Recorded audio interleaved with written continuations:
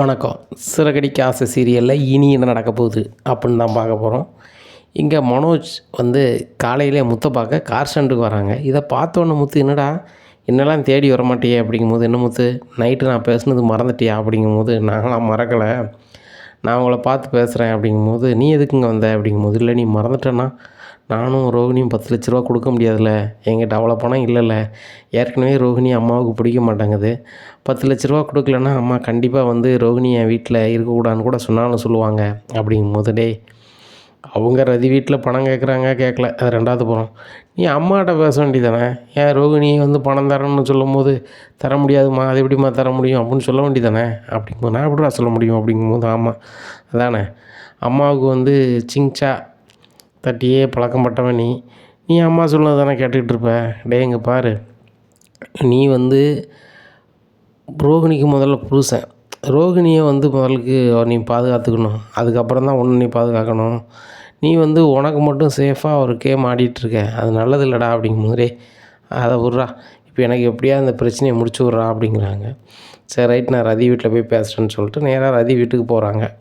போனோன்னே உங்கள் சம்மந்திக்கு கால் பண்ணுங்க அப்படிங்கிறாங்க. என்ன பணம் கொண்டு வந்திருக்கியா அப்படிங்கிறா, ஆமாம் கொண்டு வந்திருக்கேன் அப்படிங்கிறாங்க. அவங்க சம்மந்தியும் வர சொல்லிடுறாங்க. வந்த உடனே, என்ன தம்பி பணத்தைங்க வெறுங்கையோடு வந்திருக்கீங்க அப்படிங்கும்போது, அண்ணாச்சி நீங்கள் கேட்குறது கொஞ்சம் கூட நியாயம் இல்லை, உங்கள் பையங்க 2 பேரும் விரும்புனாங்க, அவங்களுக்கு கல்யாணம் பண்ணி வைக்க போகிறீங்க, இப்படி இருக்கும்போது எங்கள் அம்மாட்டையும் எங்கள் அத்தைக்கிட்டையும் 10 லட்ச ரூபா தான்னு கேட்குறது சரியே கிடையாது அப்படிங்கும்போது, தம்பி எங்களுக்கு எவ்வளவு மன உளைச்சலாக இருந்துச்சு தெரியுமா தம்பி, அதெல்லாம் வந்து சரியாகணும்னா அந்த பணம் வேணும், உங்கள் அண்ணாச்சி வந்து இப்போ நிறைய பணம் இருக்குன்ற மாதிரி தான் அந்த திமிரில் பேசினார், இப்போ தர சொல்லுங்கள், எங்கள் அம்மாவாலையும் உங்கள் அத்தையாலும் தர முடியலன்னா உங்கள் அண்ணியும் உங்கள் அண்ணன் மனோஜையும் தர சொல்லுங்கள் அப்படிங்கிறாங்க.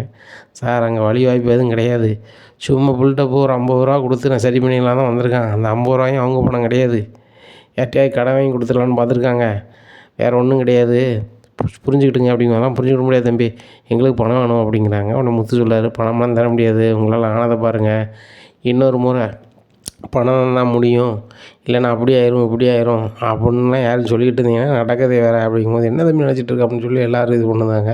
உடனே முத்து சொல்கிறாரு, அண்ணாச்சி கோவப்படுறதுக்கு எனக்கு ஒரு நிமிஷம் ஆகாது, உங்கள் வீட்டில் ஒரு நல்ல காரியம் நடக்கிறதுக்கு நான் ஒரு காரணமாக இருந்திருக்கேன், நான் மறுபடியும் உங்கள்கிட்ட வந்து இது பண்ணுற நல்லா இருக்காது பார்த்துக்கோங்க அப்படின்னு சொல்லி கோவப்பட்டு வெளில வராரு.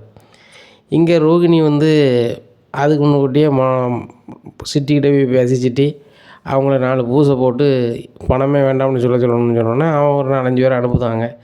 முத்து வேறு சத்தம் போட்டு போகிறான், இப்போ நம்ம வந்து யாரை வெளுத்தாலும் கண்டிப்பாக முத்து பேர் தான் வரும், முத்து பேரை சொல்லி இது பண்ணுவோம், எங்கள் முத்தனங்கிட்டே நீங்கள் வந்து எதிர்த்து பேசுகிற அளவுக்கு ஆயிடுச்சான்னு சொல்லி இருந்தவங்கள சராமரியாக வெளுன்னு வெளுக்காங்க.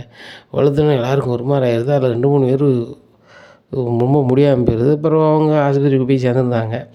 அங்கேருந்து 2 பேர் ஸ்டேஷனில் போய் இந்த மாதிரி முத்துங்கிறவர் வந்து இப்படிலாம் பண்ணிட்டார் வச்சுட்டாருன்னு சொன்னோன்னே, ஸ்டேஷன்லேருந்து அதிகாரிகள் முத்தை கூப்பிட போகிறாங்க.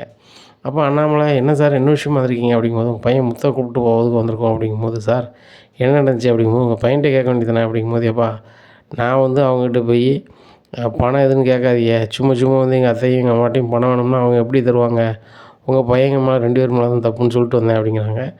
அது மட்டும் இல்லை, இவர் ஆளை கூப்பிட்டு போய் அங்கே வெளுத்துருக்காரு அப்படிங்கும்போது, சார் நான் யாரையும் கூப்பிட்டு போகல, நீ அங்கே வெளுத்தவங்க எல்லாமே வம்பேறன்னு சொல்லியிருக்காங்க அப்படிங்கும்போது, சார் நான் ஏன் சார் அதை செய்ய போகிறேன் அப்படிங்கும்போது மீனா சொல்கிறாங்க, சாருங்க பாருங்கள் அவர் கோவம் வந்துச்சு, அவரே பார்த்துப்பார், அவர் ஆள் கூப்பிட்டு போகிற அளவுக்குலாம் ஆள் இல்லை அப்படிங்கும்போது, ஏம்மா நீங்கள் சொல்லதெல்லாம் கேட்டுக்கிட்டு சரி சரின்னு கேட்குறதுக்கு நான் வரலை, நான் வந்து முத்தை கூப்பிட்டு போகிறதுக்கு வந்திருக்கேன், நான் கூப்பிட்டு போகிறேன்னு சொல்லிட்டு கூப்பிட்டு போயிடுறாங்க. அங்கே போய் உள்ளே வச்சுருந்தாங்க. இங்கே மீனா ரொம்பவே கதறுதாங்க, என் வீட்டுக்காரர் என்ன தப்பு செஞ்சார், இப்படி இருக்கும்போது இப்படி பண்ணியிருக்கீங்களே வச்சுருக்கீங்களேங்கும்போது, நான் ஒன்றுமே பண்ணல என் வீட்டுக்காரர் அப்படிங்கிறாங்க. ஒன்றுமே பண்ணாமையாம்மா இவ்வளோ பேருக்கு இவ்வளோ ஆயிருக்கு, எல்லாம் வீட்டுக்காரர் தான் பண்ணியிருக்காரு, அதான் சொல்லியிருக்காங்களே சொல்லுதாங்களே, இந்த மாதிரி முத்தண்ணன் மேலே நீங்கள் கை வச்சாலும் முத்தண்ணன் வீட்டுக்கிட்ட நீங்கள் போனாலும் இப்படி தான் நடக்குன்னு சொல்லிட்டு போயிருக்காங்க அப்படிங்கும்போது, முத்து அங்கேருந்து கத்துறாரு, சார் நான் யாரையும் அனுப்பலை சார் அப்படிங்க, இரு வாரேன் அப்படின்னு சொல்லிட்டு உள்ளே போய் முத்தை போட்டு வெளுன்னு வெளுக்காங்க. வெளுத்தோடனே மீனான்னு சொல்லிட்டு அவர் கதறுதார். இதை பார்த்தோன்னே மீனாவுக்கு பயங்கர கஷ்டமாயிடுது, என்ன சார் எந்த தப்புமே செய்யாத மேலே கை வைக்கிங்க, நீங்கள் அவர் மேலே கை வச்சா யாருனாலும் நான் சும்மா விட மாட்டேன், என்ன பண்ணதும் பாருங்கள் அப்படின்னு சொல்லிட்டு நேராக போய் வக்கீலை போய் பார்க்காங்க. வக்கீல் வந்துடுறாங்க, என்ன சார் நினச்சிட்ருக்கீங்க, அவர் மேலே எந்த தப்பு இல்லாத போது அவர் மேலே எப்படி நீங்கள் கை வைக்கலாம் அப்படிங்கும்போது, சார் நீங்கள் இப்படி சொல்லுதீங்க, ஆனால் அவங்களால நிறைய பேர் பாதிச்சிருக்காங்கன்னு சொல்லுதாங்க அப்படிங்கிறாங்க. உடனே அவங்க பூரா வராங்க, இந்த தம்பி தான் அவங்கள இது பண்ணாரா அப்படின்னு, இவர் பண்ணல, இவர் பேசிட்டு போயிட்டார், அவங்களுக்கு வேண்டிய ஆள் வந்து பண்ணிட்டாங்க, இவர் தான் அனுப்புனாங்க சொன்னாங்க வச்சாங்க அப்படிங்கும்போது, சார் நான் யாரையுமே அனுப்பலை அப்படிங்கும்போது, உடனே வக்கீல் சரிம்மா இது என்னென்னு பார்ப்போம்னு சொல்லிட்டு அவர் போயிடுறாரு. மீனா நினைக்காங்க இதை எப்படி நம்ம சரி பண்ணுறதுன்னு சொல்லிட்டு நேராக சுருதி ஸ்டூடியோவில் போய் அழுகிறாங்க. உடனே சுருதி சொல்கிறாங்க, கவலைப்படாதீங்க மீனா, முத்து வந்து இந்தளவுக்கு போகிற ஆள் கிடையாது, கோவப்படுவார், கோவப்படுதான்னாக்கா அவர் வந்து அவரே காட்டிப்பார், 4 பேரை கூட்டி போய் யாரும் பண்ண மாட்டார், அதுவும் முத்து பண்ண மாட்டாப்புல, நம்ம அது என்னென்னு பார்க்கலாம், கண்டிப்பாக ரதி வீட்டில் கேமரா எதுவும் இருக்க வாய்ப்பு இருக்குது அப்படிங்கிறாங்க. அப்படியா சொல்கிறேன் அப்படிங்கிறேன். ஆமாம் வாங்க போகலாம் அப்படின்னு சொல்லிட்டு ரதி வீட்டுக்கு போகிறாங்க. ரதி மட்டும் எங்கள் அம்மாவோடு இருக்காங்க. இப்போ நீங்கள் எதுக்கு வந்தீங்க மீனாக்கா, நீங்கள் வராதீங்க, எல்லாம் உங்கள் வீட்டாளால் தான் இவ்வளோ பிரச்சனை, எங்கள் அம்மா எங்கள் மாமனார் எல்லாருக்கும் இப்படி ஆயிருக்கு, நான் உங்களை சும்மா விட மாட்டேன் வைக்க மாட்டேன் அப்படிங்கிறாங்க.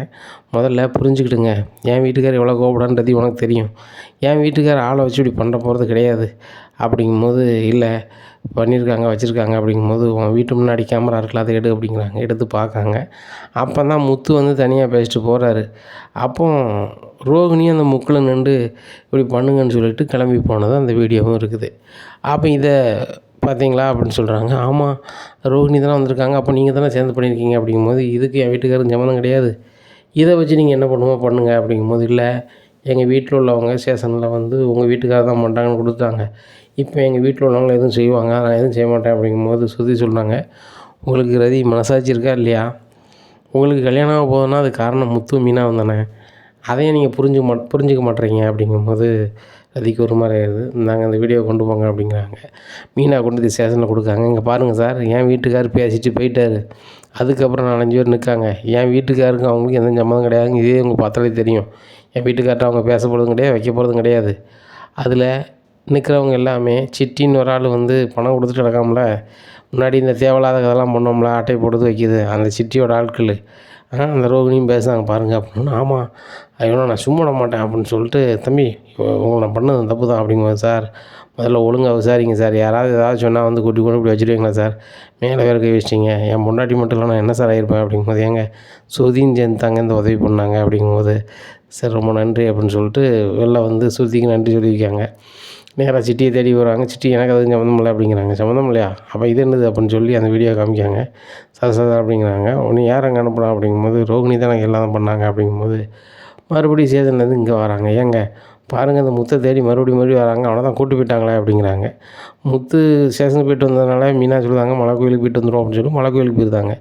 அப்போ முத்து இங்கே இல்லை அப்படிங்கிறாங்க. முத்தை பார்க்க வரல, முத்துக்கும் இந்த பெட்டிஷனுக்கும் சம்மந்தம் இல்லைன்னு சொல்லிவிட்டு மீனா கூப்பிட்டு போயிட்டாங்க. இப்போ வந்து நாங்கள் ரோகிணி தேடி வந்திருக்கோம் அப்படிங்கிறாங்க. சார் என்ன சார் நினச்சிட்ருக்கீங்க, அவன் இந்த வீட்டு மருமவ அப்படிங்கிறாங்க விஜயா அந்த நேரத்தில். ஏம்மா அதெல்லாம் இருக்கட்டும், உங்கள் மருமவ தான் வந்து அந்த வீட்டில் உள்ள ஆளை நொறுக்க சொல்லியிருக்காங்க அப்படிங்கிறாங்க. விஜயா முழிக்கிறாங்க, மனோஜ் முழிக்கிறாங்க. என்ன ரோகிணி அப்படிங்கிறாங்க. இல்லை மனோஜ் அது வந்து ஆண்டி உங்கள்கிட்ட பணம் கேட்கக்கூடாது, என்கிட்டையும் பணம் இல்லைல்ல, அதான் சிட்டிக்கிட்ட சொன்னேன், சிட்டிக்கிட்ட சொல்லி 2 போடு போட்டால் அவங்க வந்து பணம் காசு கேட்க மாட்டாங்கன்னு பார்த்தேன், இப்படியாவும் நினச்சி கூட பார்க்கல அப்படிங்கும்போது, ரோகிணி இந்தளவுக்கு இறங்க ஆரம்பிச்சிட்டியா அப்படின்னு சொல்லி அண்ணாமலைக்கு சரியான வருத்தம். சார் இனிமேல் பேசிகிட்டு இருக்கலாம், நேரம் கிடையாது, நான் கூப்பிட்டு போகிறேன்னு சொல்லி ரோகிணியை கூட்டி போயிடுறாங்க. இங்கே மனோஜ் ரோகிணி பின்னாடி போகிறாங்க. உடனே மனோஜ் சொல்கிறாங்க, மனோஜ்கிட்ட விஜயா சொல்கிறாங்க, நீ ஏன்டா பின்னாடி போகிற, அவள் வந்து தேவையில்லாத வேலை பார்க்க 1க்கு 2 வேலையை இழுத்து விட்டுதா பாரு, அவங்களுக்கு 10 லட்ச ரூபா கொடுக்க வழி கிடையாது, இப்போ மறுபடியும் அவங்க 10 லட்சமும் கேட்பாங்க, உள்ளே போகணும், போயிட்டு வரட்டும், என்னையும் கொஞ்சம்னா உள்ளே போக வச்சுருப்பா அப்படிங்கிறாங்க. அங்கே ஸ்டேஷனுக்கு போன முன்னாடி ஏம்மா இப்படி பண்ணீங்க அது பண்ணீங்க அப்படின்னு கேட்கும்போது, எங்கள் ஆண்டி வந்து 10 லட்ச ரூபா கொடுக்கணும்னு சொல்லி இது பண்ணும்போது இந்த கதையெல்லாம் வரும்போது அப்போ விஜயாவும் விசாரிக்கணும், மறுபடியும் வந்து ஸ்டேஷனுக்கு விஜயாவும் கூட்டி போயிருந்தாங்க. அங்கே விஜயாவும் ரோகிணியும் பக்கத்தில் இருக்காங்க. அவர் விஜயாவுக்கு சரியான கடுப்பாயிருது. உள்ளே போட்டு ரோகிணியை போட்டு ஒழுகுன்னு வழுக்காங்க. உடனே அத்தான்னு நீ பேசுகிறாத, ஏமாற்றி என் வீட்டில் வந்து என் மோனை கல்யாணம் முடிச்சு போட்டு இப்போ நீ உள்ளேயும் வச்சு விட்டே, அதுபோக நான் வெளியே வந்த ஒரு 10 லட்சம் கேட்பாங்க, நான் உள்ளேயும் போகணும், எல்லாம் உன்னால தான் அப்படி இப்படின்ட்டு இருக்கும்போது நேராக முத்து போய் வீட்டுக்கு போகிறாரு. போனோன்னே அந்த கதைலாம் தெரிய வருது. தெரிஞ்சுன்னா மறுபடியும் வக்கீல போய் பார்க்குறாங்க. பார்த்து ரோகிணியும் விஜயாவும் வெளியே கொண்டு வரதுக்குள்ள வேலையை பார்த்து வீட்டுக்கு கொண்டு வராங்க. அப்போ அண்ணாமலை சொல்கிறாங்க, விஜயா தேவையில்லாமல் வேலை பார்த்தா அந்த மாதிரிலாம் நடக்குங்கிறதுக்கு நீனும் ரோகிணியும் ஒரு எடுத்துக்காட்டு. இங்கே பாரு, முத்தை நீ எதுக்குமே ஆக மாட்டான் அப்படின்னு சொல்லிக்கிட்டே இருந்தேன், உனக்கு வரக்கூடிய ஒவ்வொரு பிரச்சனையும் அவன் தான் சரி பண்ணுவான். நான் உங்கள்கிட்ட சொன்னேன், நீங்கள் கேட்கல. இன்னும் நடன பள்ளி பக்கத்தில் போகாத, உன்னால் மற்றவங்களுக்கு எல்லாருக்குமே ஏன் பார்வதியை பாரு, தான் வீட்டுக்கு போகிறதுக்கே பயந்து போய் இங்கே அரை வயிற்று சாப்பாடு சாப்பிட்டுக்கிட்டு இருக்குது, அது நல்லது கிடையாது. அவங்க பார்வதியோட பையனும் மருமகனும் கூட கிடையாது. அவங்களுக்கு இருக்கிறது ஒரே அந்த வீடு தான். அந்த வீடையும் இல்லாமல் ஆக்கிடாத அப்படின்னு விஜயா ரொம்ப யோசிக்காங்க. இன்னும் நான் நடனப்பள்ளி பக்கமே போக மாட்டோமுங்க. நான் வந்து பேசாமல் ஃபர்னிச்சர் கடையே பார்த்துக்கிறேன். மனோஜ் எங்கேயும் போனான் அப்படிங்கிறாங்க. டேய் மனோஜ் அப்படிங்கிறாங்க. சரிம்மா அப்படிங்கிறாங்க. ரோகிணி வந்து ஆண்டி நீங்கள் வர வேண்டாம், இங்கே பாரு, கூட இந்த வீட்டுக்குள்ளே வரக்கூடாதுன்னு சொல்லலான்னு பார்த்தேன். ஆனால் அந்த இடத்துல சொல்ல முடியல. நீ ஒழுங்கு மரியாதையாக கிளம்பி போயிரு அப்படிங்கிறாங்க. ஆண்டி நான் எங்கே போக முடியும், என் வீட்டுக்காரர் இங்கே தானே இருக்கார் அப்படிங்கிறாங்க. உடனே இவர் நினைக்காப்புல கிறிஸு, நம்மளையும் இந்த பாட்டி வெளியே போன்னு சொல்லுதாங்க, நம்ம அம்மாவையும் சொல்லுதாங்களே அப்படின்னு சொல்லிட்டு, பாட்டி என்னையும் வெளியே போன்னு சொல்கிறீங்க, அந்த ஆண்டியும் ஏன் சொல்கிறீங்க, நான் வேணால் வெளியே போகிறேன், அவங்க வேணால் இருக்கட்டும் அப்படிங்கும்போது, என் வீட்டில் நீனு இருக்க வேண்டாம், அந்த ரோகிணி இருக்க வேண்டாம், வெளியே போங்க அப்படிங்கும்போது, நாங்கள் 2 பேரும் வெளியே போகணுமா, போகிறோம் ஆண்டி, சந்தோஷமாக போகிறோம், ரோகிணி ஆண்டி கூட என்னை அனுப்புங்க, நான் சந்தோஷமாக போகிறேன் அப்படிங்கிறாங்க. அப்போ மீனாவும் முத்தும் முழிக்கிறாங்க. ரோகிணிக்கும் இந்த கிறிஸுக்கும் என்ன சம்மந்தம் என்னன்னே தெரியலையே. கிறிஸுக்கு ஏதாவது ஒன்றுனா ரோகிணியால் தாங்கிக்க முடியல, ரோகிணிக்கு ஏதாவது ஒன்றா அந்த கிறிஸால் தாங்க முடியல. இதில் ஏதோ ஒன்று இருக்குது அப்படின்னு சொல்லி முத்து நினைக்காரு. அப்போ ரோகிணியை பற்றி ஏதாவது விசாரிக்கணுமே அப்படின்னு நினச்சிக்கிட்டு, மீனா வேலை முடிஞ்சோடனே நான் சொல்லுற இடத்துக்கு வா அப்படிங்கிறாங்க. மீனா அவங்க வந்துருந்தாங்க. மீனாங்க பாரு, அந்த வித்தியா வந்து பயங்கரமான ஆள் அப்படிங்கும்போது, ஏங்க அது நல்ல பிள்ளைங்க அப்படிங்கிறாங்க. நான் அதில் ஒன்றும் சொல்லலை, இந்த பாரதம்மா பற்றி தெரிஞ்சவங்க ஒரே ஆள் அந்த வித்தியா தான் நம்மளுக்கு தெரிஞ்ச வகையில். அதனால் அந்த அம்மாட்ட தான் எப்படியாவது போட்டு வாங்கணும். இந்த ரோகிணி நீங்களும் எங்கே படித்தீங்க ஏது படித்தீங்க அப்படின்னு சொல்லி சுவாரஸ்யமாக பேசணும் அப்படிங்கிறாங்க. அப்படியாங்க அப்படின்னு சொல்லிட்டு, சரி ரைட்டு அப்படின்னு சொல்லிட்டு நேராக வித்தியா வீட்டுக்கு போகிறாங்க. அங்கே வித்தியா வேலையை முடிஞ்சு அப்போ தான் வந்து உட்காந்துருக்காங்க. சரி ரைட்டு, நம்ம இனிமேல் சமைச்சு சாப்பிடணுமா என்ன பண்ணுறது அப்படின்ட்டு இருக்கும்போது, மீனா கொண்டு பிரியாணி கொடுக்குறாங்க. என்ன மீனா பிரியாணிலாம் கொண்டு வந்திருக்கீங்க அப்படிங்கும்போது, இல்லை எங்களுக்கு தெரிஞ்சவங்க கடை ஒன்று ஓப்பன் பண்ணியிருந்தாங்க, எனக்கு ஒரு பார்சல் கொடுத்தாங்க, நான் நல்லா சாப்பிட்டுட்டேன். அப்படி இருக்கும்போது பக்கத்தில் உங்கள் வீடு தானே இருந்துச்சு, உங்கள்கிட்ட கொடுத்துடலாமான்னு வந்தேன் அப்படிங்கும்போது, மீனா உங்கள் மனசு எனக்கு யாருக்கும் வராது, வியாபாரம்லாம் முடிஞ்சிச்சு அப்படிங்கிறாங்க. இன்னும் ஈவினிங் சமையல் தானே இருக்குது அப்படிங்கிறாங்க. ஆமாம் அப்படிங்கிறாங்க. சரி இருங்க பேசிகிட்டு இருக்கலாம்னு சொல்லி பேசிகிட்டே இருக்காங்க. மீனா அப்படி பேசிகிட்டு இருக்கும்போது, மீனா வந்து ஸ்கூல் லைஃப்பில் நடந்தது, சின்ன வயசில் என்ன நடந்துச்சு அதெல்லாம் சொல்லி பேசிகிட்டு இருக்காங்க. அப்போது இவங்களும் வித்தியாவும் நடந்ததெல்லாம் பேச ஆரம்பிக்கிறாங்க. அப்போது மீனா வந்து பேச ஆரம்பிக்கிறதுக்கு தான் ஃப்ரெண்ட்ஸை பற்றி பேச ஆரம்பிக்கிறாங்க. அப்போ தானே ரோகிணியை பற்றி கேட்டு தெரிஞ்சுக்க முடியும். அப்போது என் ஃப்ரெண்டு அப்படி இப்படின்னு சொல்லி பேசும்போது, எனக்கும் ரோகிணி சின்ன வயசுலேருந்தே ஃப்ரெண்டு தான். நாங்கள் 7th படிக்கும்போது இப்படி தான் ஆச்சு, 8th படிக்கும்போது அது மாதிரி ஆச்சு. ரோகிணி 9th ஃபஸ்ட் ரேங்க் எடுத்தா. அவங்க அப்பா வந்து சரி கிடையாது. அவங்க அப்பா வந்து எப்போவுமே வந்து அவளுக்கு எதுவுமே பண்ண மாட்டாங்க. ஆனால் அவங்க அம்மா நல்லா பார்த்துப்பாங்க, வச்சுப்பாங்க அப்படி இப்படின்னு சொல்லிட்டு 12 வரைக்கும் உள்ள கதையை சொல்லியிருந்தாங்க. உடனே சுதாரிச்சுக்கிட்டாங்க. ஆஹா, நம்ம வேறு 12 வரைக்கும் ரோகிணி நம்ம ஒன்றா படிச்சிட்டோன்னு சொல்லிட்டோமே, அவள் வேறு மலேசியாலேருந்து வந்ததுன்னு சொல்லியிருக்காளா, நம்ம வேறு சொல்லிட்டோமே அப்படின்னு சொல்லி ஒரு மாதிரி பம்புறாங்க. என்ன வித்தியா என்னாச்சு அப்படிங்கிறாங்க. ஒன்றும் இல்லை அப்படிங்கிறாங்க. இல்லை ரோகிணி நீங்களும் அதுக்கப்புறம் காலேஜில் படித்தீங்களா? இல்லை காலேஜெலாம் படிக்கல, அவள் ஃபாரினில் இருந்தா, நான் தான் வந்து நான் வந்து இப்போ தான் இங்கே வந்தப்பறம் தானே பார்த்தேன் அப்படிங்கிறாங்க. என்ன வித்தியா இவ்வளோ நேரமும் ரோகிணியை பற்றி சொன்னீங்க அப்படிங்க. இல்லை என் வேறு ஃப்ரெண்டு சொல்கிறதுக்கு பதிலாக சொல்லிட்டேன் அப்படின்றாங்க. உடனே மீனா ஒன்று அப்படியா சரி வேறு ஃப்ரெண்டுக்கு சொல்கிறதுக்கு பதிலாக சொல்லிட்டீங்களா, இந்த ஸ்கூலில் தான் படித்தீங்களா அப்படிங்கும்போது, ஆமாம் அப்படின்னு சொல்கிறாங்க. சரி நான் கிளம்புறேன் அப்படின்னு சொல்லிட்டு வெளில வந்துடுறாங்க. வெளில வந்து முத்துட்டு சொல்கிறாங்க, ஏங்க நான் வித்தியாட்ட பேசினேன், பேசும்போதே ரோகிணியை பற்றி கிட்டத்தட்ட எல்லாத்தையுமே சொல்லிவிட்டு அவங்க சுதாரிச்சுக்கிட்டாங்க. ஐயோ நம்ம சொல்லிட்டோமே, ரோகிணிக்கு எதாவது ஆகிட்டா நம்மளுக்கு உரியாயிருமே அப்படின்னு சொல்லி நினைக்காங்க. அவங்க வந்து குமரிப்பாளையம் பக்கத்தில் தான் படித்தாங்கண்ணா, அந்த பள்ளிக்கூடத்துக்கு பேர் இது அப்படிங்கும்போது, மீனா நல்லதாக போச்சு, நீ தெளிவாக கேட்டு வந்துட்டேன், இனிமேல் வேலை சுழிவு தான், அங்கே போய் இவங்க யார் என்ன வரணும் விசாரித்தா முடிஞ்சு போச்சு அப்படிங்கிறாங்க. சரி ரைட்டு, இன்றைக்கி நேராக போச்சுங்க, நாளைக்கு பார்க்கலாம் அப்படிங்கிறாங்க. மறுநாள் காலையிலே முத்துக்கு ஒரு ஆஃபர் வருது. அவர் நேரத்துக்கு குமரிப்பாளையத்துக்கு ஒரு ஆஃபர் வருது. அங்கே கொண்டு இறக்கி விட்டுட்டு, சரி இந்த பள்ளிக்கூடத்துக்கு போய்ட்டு வந்துடுவோம் அப்படின்னு சொல்லி போகிறாங்க. அங்கே போய் ஹெச்எம்கிட்ட போய், சாருங்க பாருங்கள், இந்த வருஷத்தில் வந்து இங்கே படித்தாங்களாம், அதில் மொத்தமாக எடுத்த ஃபோட்டோ தான் இருக்கா சார் அப்படிங்கும்போது, தம்பி அதுதான் தேடி பார்க்கணும் தம்பி, இதெல்லாம் லாய்க்கப்படாது அப்படி இப்படிங்கிறாங்க சார், நல்லா இருப்பீங்க அப்படிங்கும்போது, தம்பி உங்களுக்கும் அந்த ஃபோட்டோவுக்கும் சம்மந்தம் இல்லைங்க, அப்படி இருக்கும்போது எப்படி அப்படிங்கும்போது, இல்லையா எங்கள் வீட்டில் எங்கள் அண்ணனுக்கு கல்யாணம் ஆகிருக்கு, கல்யாணம் ஆகும்போது மலேசியாவிலேருந்து வந்த பொண்ணு பெரிய பணக்கார பொண்ணு அப்படி இப்படின்னு சொல்லிட்டு கல்யாணம் வந்துட்டு விசாரித்த வகையில் மலேசியா இல்லைங்காங்க. ஆனால் அந்த பிள்ளைக்கு அப்பா மட்டும் தான் இருக்குது, அம்மா கிடையாதுங்காங்க. ஆனால் உண்மையில் எங்கள் அம்மா மட்டும் தான் இருக்குது, அப்பா இல்லைங்காங்க. அப்போ எது உண்மை நம்மளுக்கு தெரியணும். அதுபோக இங்கே தான் படிச்சுன்னு சொல்லுதாங்க, எங்கள் அண்ணன் தான் மனோஜ் அப்படிங்கிறாங்க. அப்படியா சரி தம்பி, இதை யாருக்கும் தரக்கூடாது தான், நீங்கள் இவ்வளோ கேட்கையே தரேன் அப்படின்னு சொல்லி அந்த குரூப் ஃபோட்டோவை கொடுத்துருந்தாங்க. அந்த குரூப் ஃபோட்டோவில் ரோகிணி ஃபோட்டோ இல்லை, அன்றைக்கி அந்த ரோகிணி வரலை. அப்போ சார் இதில் அவங்க இல்லையே அப்படிங்கும்போது, தம்பி நான் வேறு என்ன செய்ய முடியும், சார் இதில் யார் யார் படித்தாங்க லிஸ்ட்டு பார்க்கலாமா அப்படிங்கும்போது, தம்பி அதெல்லாம் பெரிய ப்ராசஸ் தம்பி, அது லாய்க்கப்படாது அப்படிங்கும்போது, சார் நான் பிடிங்க சார்னு கொடுக்குறாப்புல பைசாவை. சரி தம்பி இருங்க எவ்வளோ வருதுன்ட்டீங்க, சரி ரைட்டு பார்ப்போன்னு சொல்லிட்டு அவர் பிரட்டி பார்க்காரு. பிரட்டி பார்க்கும்போது அதில் ரோகிணினே வரலை. என்ன அதில் ரோகிணினே வரல. ஏன்னா அது கல்யாணிங்க தானே அவங்க பேர். ரோகிணின்னு சொல்லி இங்கே ஏமாத்து வேலைக்கு தானே மாற்றிருக்காங்க. இங்கே கல்யாணி தான் இருக்குது. அப்போ ரோகிணினே இல்லை. அப்போ ரோகிணினே இல்லையே சார் அப்படின்னு சொல்லிட்டு சொல்கிறாங்க. ஆமாம் தம்பி ஃபோட்டோவும் இல்லை, அப்போ இது வந்து பொய்யா இருக்கும், இருக்க வாய்ப்பு இல்லை அப்படிங்கிறாங்க. அதெல்லாம் வெளியே போய் நிற்காங்க. வெளியே போய் நின்று, என்ன தம்பி உங்களை எங்கேயோ பார்த்த மாதிரி இருக்கே அப்படிங்கிறாங்க. இங்கே தான் ஏன் அந்த கிறிஸ் வீட்டுக்கு வருவோம்ல அந்த பையன் தான். ஓ அப்படியா, அவங்க வேறு இங்கே இல்லைண்ணா அம்பத்தூர் போயிட்டாங்களண்ணா அப்படிங்கிறாங்க. அம்பத்தூர் போயிட்டாங்க ஆமாம் அப்படிங்கிறாங்க. அவங்க மொவா கல்யாணி தான் வந்து இங்கே வர்றதே கிடையாது அப்படி. கல்யாணியா அப்படிங்கிறாங்க. ஆமாம் அவங்க மொவா கல்யாணி தானே அப்படிங்கிறாங்க. கல்யாணியா அப்படின்னு சொல்லிட்டு மறுபடி அங்கே போகிறாங்க, ஸ்கூலுக்கு போகிறாங்க. ஸ்கூலுக்கு போனோடனே, தம்பி நான் தான் சொல்லிட்டோம்ல தம்பி அப்படிங்கிறாங்க. எங்கள் கல்யாணி இங்கே ஃபோட்டோ வேணும் அப்படிங்க. கல்யாணி ஃபோட்டோலாம் இங்கே இருக்க வாய்ப்பு இல்லை. கல்யாணி எப்படி இருப்பாங்கன்னு சொல்லி இங்கே படித்த ஒரு டீச்சர் இருக்காங்க, அவங்க இன்றைக்கி வரல, நாளைக்கு வருவாங்க, நீங்கள் நாளைக்கு வாங்க அப்படிங்கிறாங்க. முத்துவும் வீட்டுக்கு போயிட்டு நடந்ததை மீனாட்ட சொல்லுதாங்க. மறுநாள் இது எப்படியாவது தெரிஞ்சுக்கணும்னு சொல்லி மறுநாள் போகிறாங்க. டீச்சர் பார்த்துட்டு, அந்த கல்யாணி ஃபோட்டோ இருக்கா அப்படிங்கிறாங்க. அந்த புள்ள ஃபோட்டோ இல்லை, ஆனால் ஃபோட்டோவை காமிச்சா நான் சொல்லிடுவேன் அப்படிங்கிறாங்க. உடனே மனோஜோட பொண்டாட்டி காமிப்போம், இதான் கல்யாணின்னு ஒரு வார்த்தை கேட்டுக்கிடுவோம் அப்படின்னு சொல்லிட்டு இதை காமிக்காங்க. ஆமாம் தம்பி இந்த பிள்ளை தான், இடையில கூட நான் மெட்ராஸில் பார்த்தேன், பார்லர் வேலை பார்க்குதுன்னு சொல்லிச்சு அப்படின்னோடனே முத்துக்கு ஒன்றுமே ஓடலை. நம்ம குத்து மதிப்பாக தான் கேட்டோம், உள்ளது இந்த கல்யாணி தான் ரோகிணியா, அப்போ பேர் கூட உண்மை இல்லையா அப்படின்னு சொல்லி ரொம்ப ஒரு மாதிரி ஆயிடுறாங்க.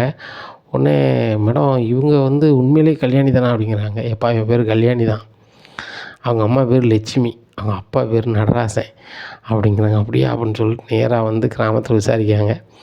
விசாரிக்கும் போது எல்லோரும் சொல்லியிருந்தாங்க, லட்சுமி அம்மாவோட மோவ தான் கல்யாணி, அந்த பிள்ளை ஊருக்கு வந்தால் ஒரு நாள் கூட இருக்காது, கிளம்பி போயிடும், மெட்ராஸில் இங்கே இருக்கான், பார்லர் வேலை செய்தான், ஏதோ கல்யாணம் பண்ணிக்கிட்டு வச்சுக்கிட்டுன்னு சொல்லுதாங்க. அந்த மாப்பிள்ளை பையன்லாம் இங்கே வராது, அந்த இளைய பையனை அந்த மூத்த தரத்துக்கு வந்துச்சு அந்த பையன் அம்மங்கிட்ட வளருது, அதை கூட சரியாக பார்க்கல வைக்கலன்னு சொல்லுதாவோ, ஆனால் மெட்ராஸில் எங்கேயோ வீடு எடுத்து வச்சுருக்கா, அவள் தான் வச்சுருக்கா புழுக்கு அப்படிங்காங்க. உடனே இதெல்லாம் கேட்டுட்டு, அப்போ கிறிஸ் தான் வந்து ரோகிணியோட பையனா, அதனால தான் அந்த ரோகிணி வந்து ரொம்ப பாசமாக இருக்குதா அப்படின்னு சொல்லிட்டு, சரி ரைட்டு இதுக்கு மேலே நம்ம என்ன சொல்கிறதுன்னு ஒன்றும் புரியலை. அவங்க அம்மா வேறு ஆஸ்பத்திரியில் இருக்குது, நம்ம ஒன்றும் கேட்க முடியாது. ஆனால் அந்த அம்மா நம்மகிட்ட உள்ளதை சொல்லியிருக்கலாமே. இடையில அதான் வந்து கிறிஸை வளர்க்க வேங்கணும்னு நினைக்கையில் தர முடியாது வைக்க முடியாதுன்னு சொல்லியிருக்குமோ அப்படின்னு சொல்லி பல மாதிரி நினைக்காங்க. இப்போ முத்துக்கு மீனா கால் பண்ணும்போது, என்ன மீனா சொல்லு அப்படிங்கிறாங்க. என்னங்க உங்கள் குரல் ஒரு மாதிரி தாருது அப்படிங்கும்போது, மீனா எனக்கு என்ன செய்யனே தெரில, என்ன சொல்லுதுன்னே தெரில அப்படிங்கிறாங்க. ஏங்க எதனாலும் சொல்லுங்கங்க, வேறு எதுவும் பிரச்சனையா அப்படிங்கிற. ஒரு பிரச்சனை இல்லை, ரோகிணியை பற்றி எல்லா விஷயமும் தெரிஞ்சுட்டு ரோகிணியே உண்மை இல்லை அப்படிங்கும்போது, ஏங்க அவங்கள பற்றி உங்களுக்கு எதுவும் சொல்லணும்னா சும்மா இருக்க முடியாது அப்படிங்கும்போது, மீனா பேர் கூட போய் அது உண்மையான ரோகிணி அவங்க கிடையாது, கல்யாணி தான் ரோகிணின்னு சொல்லியிருக்காங்க, அதில் ஏதாவது கதை இருக்கும், அதை தெரிஞ்சுக்கிட்டு தான் அந்த வீட்டில் வந்து ஓப்பன் பண்ணணும். அதுக்கு முன்னாடி நான் ஒன்று சொல்லுதேன் கேட்டுக்க, கிறிஸ் மேலே இந்த ரோகிணி ரொம்பவே பாசமாக இருக்காங்க, ரொம்பவே பாசமாக இருக்குன்னு நீ சொல்லிகிட்டே இருந்தல, அதுக்கு ஒரே காரணம் கிறிஸ் தான் வந்து அந்த ரோகிணியோட பையன் அப்படிங்கிற. ஏங்க நீங்கள் வேறு அப்படிங்கிறான். ஆமாம் மீனா, கிறிஸ் பாட்டி தான் அவங்க அம்மா, எல்லாத்தையும் ஊரில் கேட்டுட்டு தான் நிற்கேன் அப்படிங்கும்போது, என்னங்க சொல்கிறீங்க அப்படிங்கிறான். ஆமாம் இந்த கல்யாணி எப்படி ரோகிணி ஆனாங்க, இந்த விஷயம் நம்மளுக்கு தெரியணும், அப்படி தெரியணும்னா கண்டிப்பாக வந்து நம்ம வித்யாவை தான் நம்ம வந்து கேட்டாகணும், வேறு வழி கிடையாது அப்படிங்கும்போது, ஏங்க வித்யா கூட கேட்க வேண்டாங்க, நம்ம வந்து ஒரு இடத்துக்கு போவாங்க அப்படிங்கிறாங்க. எந்த இடத்துக்கு அப்படிங்கிறாங்க. நான் வந்து உங்கள்கிட்ட சொன்னோம்லாங்க, பணம் கட்டணும் வைக்கணும்னு சொல்லி ஒரு பேங்க்லேருந்து வந்து என்கிட்ட கேட்டாங்க, அப்போ வந்து கல்யாணின்னு தான் கேட்டாங்கன்னு நான் சொன்னோம்ல, அப்போ அந்த பேங்க்கு அட்ரஸ் எனக்கு தெரியும் வாங்க அப்படின்னு சொல்லி அந்த பேங்க்கு போகிறாங்க. போனோடனே இங்கே கல்யாணின்னு யாருன்னு தெரியுமா அப்படிங்கும்போது, இவங்க தான் அப்படின்னு சொல்லி அவங்க போட்டோ வச்சுருக்காங்க. உடனே அப்படியா அப்படின்னு சொல்லிட்டு, சரி இங்கேயும் எதுவும் கிடைக்கலையே, கல்யாணி தான் வாங்கியிருக்காங்க லோனை அப்படின்ட்டு வந்துருந்தாங்க. அப்போ வித்யா ஃப்ரெண்டு இன்னொரு ஃப்ரெண்டு இருக்காங்க மாலதின்னு சொல்லிட்டு, அவங்கள பார்க்க போகிறாங்க. அப்போ மாலதி சொல்லியிருந்தாங்க உள்ளதை, இந்த மாதிரி ரோகிணி நான் வித்யா 3 பேரும் ஒரே ரூமில் தான் இருந்தோம், அப்போ வந்து மலேசியாவிலேருந்து ஒரு அப்பாட்ட சண்டையை போட்டு ஒரு புள்ள வந்துச்சு, அந்த பிள்ளை பேர் தான் ரோகிணி, அவங்க பார்லர் வேலையை நல்லாவே தெரியும், அவங்கக்கிட்ட தான் இந்த ரோகிணி வந்து பார்லர் வேலையை கற்றுக்கிட்டாங்க, அவங்களுக்கு அசிஸ்டன்ட் மாதிரி கூடயே இருந்தாங்க. எங்கே போனாலும் கூப்பிட்டு போவாங்க. அப்போ தொழிலை நல்லா படிச்சுக்கிட்டாங்க. எப்படி இருக்கும்போது மலேசியாவிலேருந்து அப்பா வந்து அந்த பொண்ணு ரோகிணிகிட்ட மன்னிப்பு கேட்டு, ஏம்மா அப்பா பண்ணது தப்பு தான், இனிமேல் இங்கே இருக்காதம்மா, வாம்மா நம்ம ஊருக்கே போகலான்னு சொல்லி கூப்பிட்டு போயிட்டார். கூப்பிட்டு போனோடனே தான் பேரை ரோகிணின்னு வச்சுக்கிட்டு மாடலாகவும் இருக்குது. அதுபோக ரோகிணி அப்படின்னு சொன்னால் பார்லர் வேலைக்கு யாருனாலும் வந்து ஆர்டர் கொடுக்காங்க அந்த வீடு தேடி வந்து. ஆனால் நான் ரோகிணியாகவே இருக்க போகிறேன்னாங்க. நாங்களும் சரி ரைட்டு தொழிலுக்காக தானே அப்படின்னு சொல்லி விட்டுட்டோம். அதுக்கப்புறம் தன்னை ரோகிணினே மாற்றுறதுக்கு என்னென்ன வழி பண்ணணுமோ எல்லாத்தையும் பண்ணிட்டாங்க. கிடையாது ரோகிணிங்கிற பேரில் வந்து பேங்கில் லோனே வாங்கிட்டாங்கன்னா பார்த்துக்கங்களேன் அப்படிங்கிறாங்க. இல்லை அங்கே கல்யாணி தான் வாங்கியிருக்காங்க அப்படிங்க. அப்படியா? அப்படி சொன்ன மாதிரி இருந்தது. ஆனால் வித்யா என்னை விட அவளுக்கு நிறையவே தெரியும். ஏன்னா அவங்க சின்ன வயசுலேருந்து 2 பேரும் ஒன்றா படிச்சிருக்காங்க அப்படிங்கிறாங்க. அப்படின்னு சொல்லிட்டு ரைட்டு அப்படின்னு சொல்லிட்டு கல்யாணிங்கிற பேரை ரோகிணின்னு மாற்ற கதை இதுதானா? அதனால தான் நீ வந்து அந்த மலேசியா பொண்ணு நான் சொல்லி பில்டப் பண்ணிகிட்ருக்க. உனக்கு மலேசியா பற்றியே தெரியாது. உங்கள் அம்மாவை உசுரோட வச்சுக்கிட்டு நீ வந்து இல்லை எங்கள் அப்பா தான் இருக்கார், எங்கள் அம்மா கிடையாது அப்படின்னு சொல்லிக்கிட்டு இருக்க. வாழ்க்கையை மறைச்சிட்டு 2வது வாழ்க்கையில் அசால்ட்டாக உட்காந்துட்ருக்க. மீனா இதை நம்ம சும்மிடக்கூடாது அப்படிங்கும்போது ஏங்க இப்போ கிறிஸ்டின் ஒருத்தன் நம்ம இடையில இருக்கான். அவனை நம்ம வந்து வேறு வீட்டு பையனாக நம்ம நினைக்க முடியாது. என்றைக்குமே நம்ம வீட்டு பையன் தான். அவன் நம்ம வீட்டு பையனாகவே ஆக போகிறான். கிறிஸ்டின் நலனுக்காக நம்ம இதை சொல்லவே கூடாது அப்படிங்கும்போது, இல்லை மீனா இதை அப்பாட்டையே நான் சொல்லி ஆகணும், இல்லைன்னா எனக்கு சரி வராது அப்படிங்கும்போது, அப்படியே சொல்கிறீங்க சரிங்க மாமா வாக்கிங் போகிற இடத்துல நம்ம சொல்லிடலாம் அப்படின்னு சொல்லிட்டு மறுநாள் காலையில் வாக்கிங் போகிற இடத்துக்கு முத்து மீனா வந்து நிற்காங்க. அண்ணாமலைக்கு சரியான சிரிப்பு. என்ன விஷயமா இங்கே வந்து 2 பேர் வந்திருக்கீங்க அப்படி பேசணும் அப்படிங்கும்போது முத்து பேசணுங்கும்போது வீட்டிலே தான் பேசிக்கலாமாடா சொல்லு அப்படிங்கிறாங்க. அப்பா நான் சொல்லதை கேட்டு நீ வருத்தப்படக்கூடாது, கோவப்படக்கூடாது, உனக்கு எதுவும் ஆயிடக்கூடாது அப்படிங்கிறாங்க. எனக்கு எதுட்டா ஆக போகுது அப்படிங்கும்போது, எப்பா ரோகிணியை பற்றி உள்ளதை சொல்ல போகிறேன் அப்படிங்கும்போது அண்ணாமலை சிரிச்சுக்கிட்டே சொல்லுப்பா அப்படிங்கிறாங்க. ரோகிணி வந்து ஏற்கனவே கல்யாணம் ஆகி பையன் இருக்கானம்பா அப்படிங்கும்போது அண்ணாமலை சிரிக்கிறாங்க. ஏன்பா சிரிக்கிற அப்படிங்கிறாங்க. உனக்கு இது எப்போ தெரியும் அப்படிங்கிறாங்க. எப்பா நேத்தாம்மா எனக்கு தெரியும் அப்படிங்கிறாங்க. எனக்கு 1 மாதத்துக்கு முன்னாடியே தெரியும் அப்படிங்க. என்னப்பா சொல்கிற அப்படிங்கிறாங்க. நான் உன் அப்பன்டா, எல்லாத்தையுமே தெரிஞ்சுக்கிட்டேன். கிறிஸ் அங்கே தானே படிக்கான். படிக்கும்போது என் அப்பனா தான் பேர் என்னன்னு பார்த்தேன். பார்க்கையில் அவங்க அம்மா யாருன்னு ஃபோட்டோ இருந்துச்சு. பார்த்துட்டு எனக்கு ஒன்றும் ஓடலை.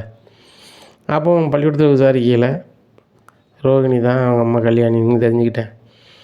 கல்யாணிங்கிற பேரை மறைச்சி ரோகிணின்னு இந்த பிள்ளைக்கு இருக்குது. சரி மனோஜை கல்யாணம் முடிச்சுட்டு வாழ்க்கையில் ஏதோ ஒரு சிக்கல் இருக்குது போல் அப்படின்னு நான் நினச்சிக்கிட்டேன். அது என்ன சிக்கல்னு எனக்கு தெரில.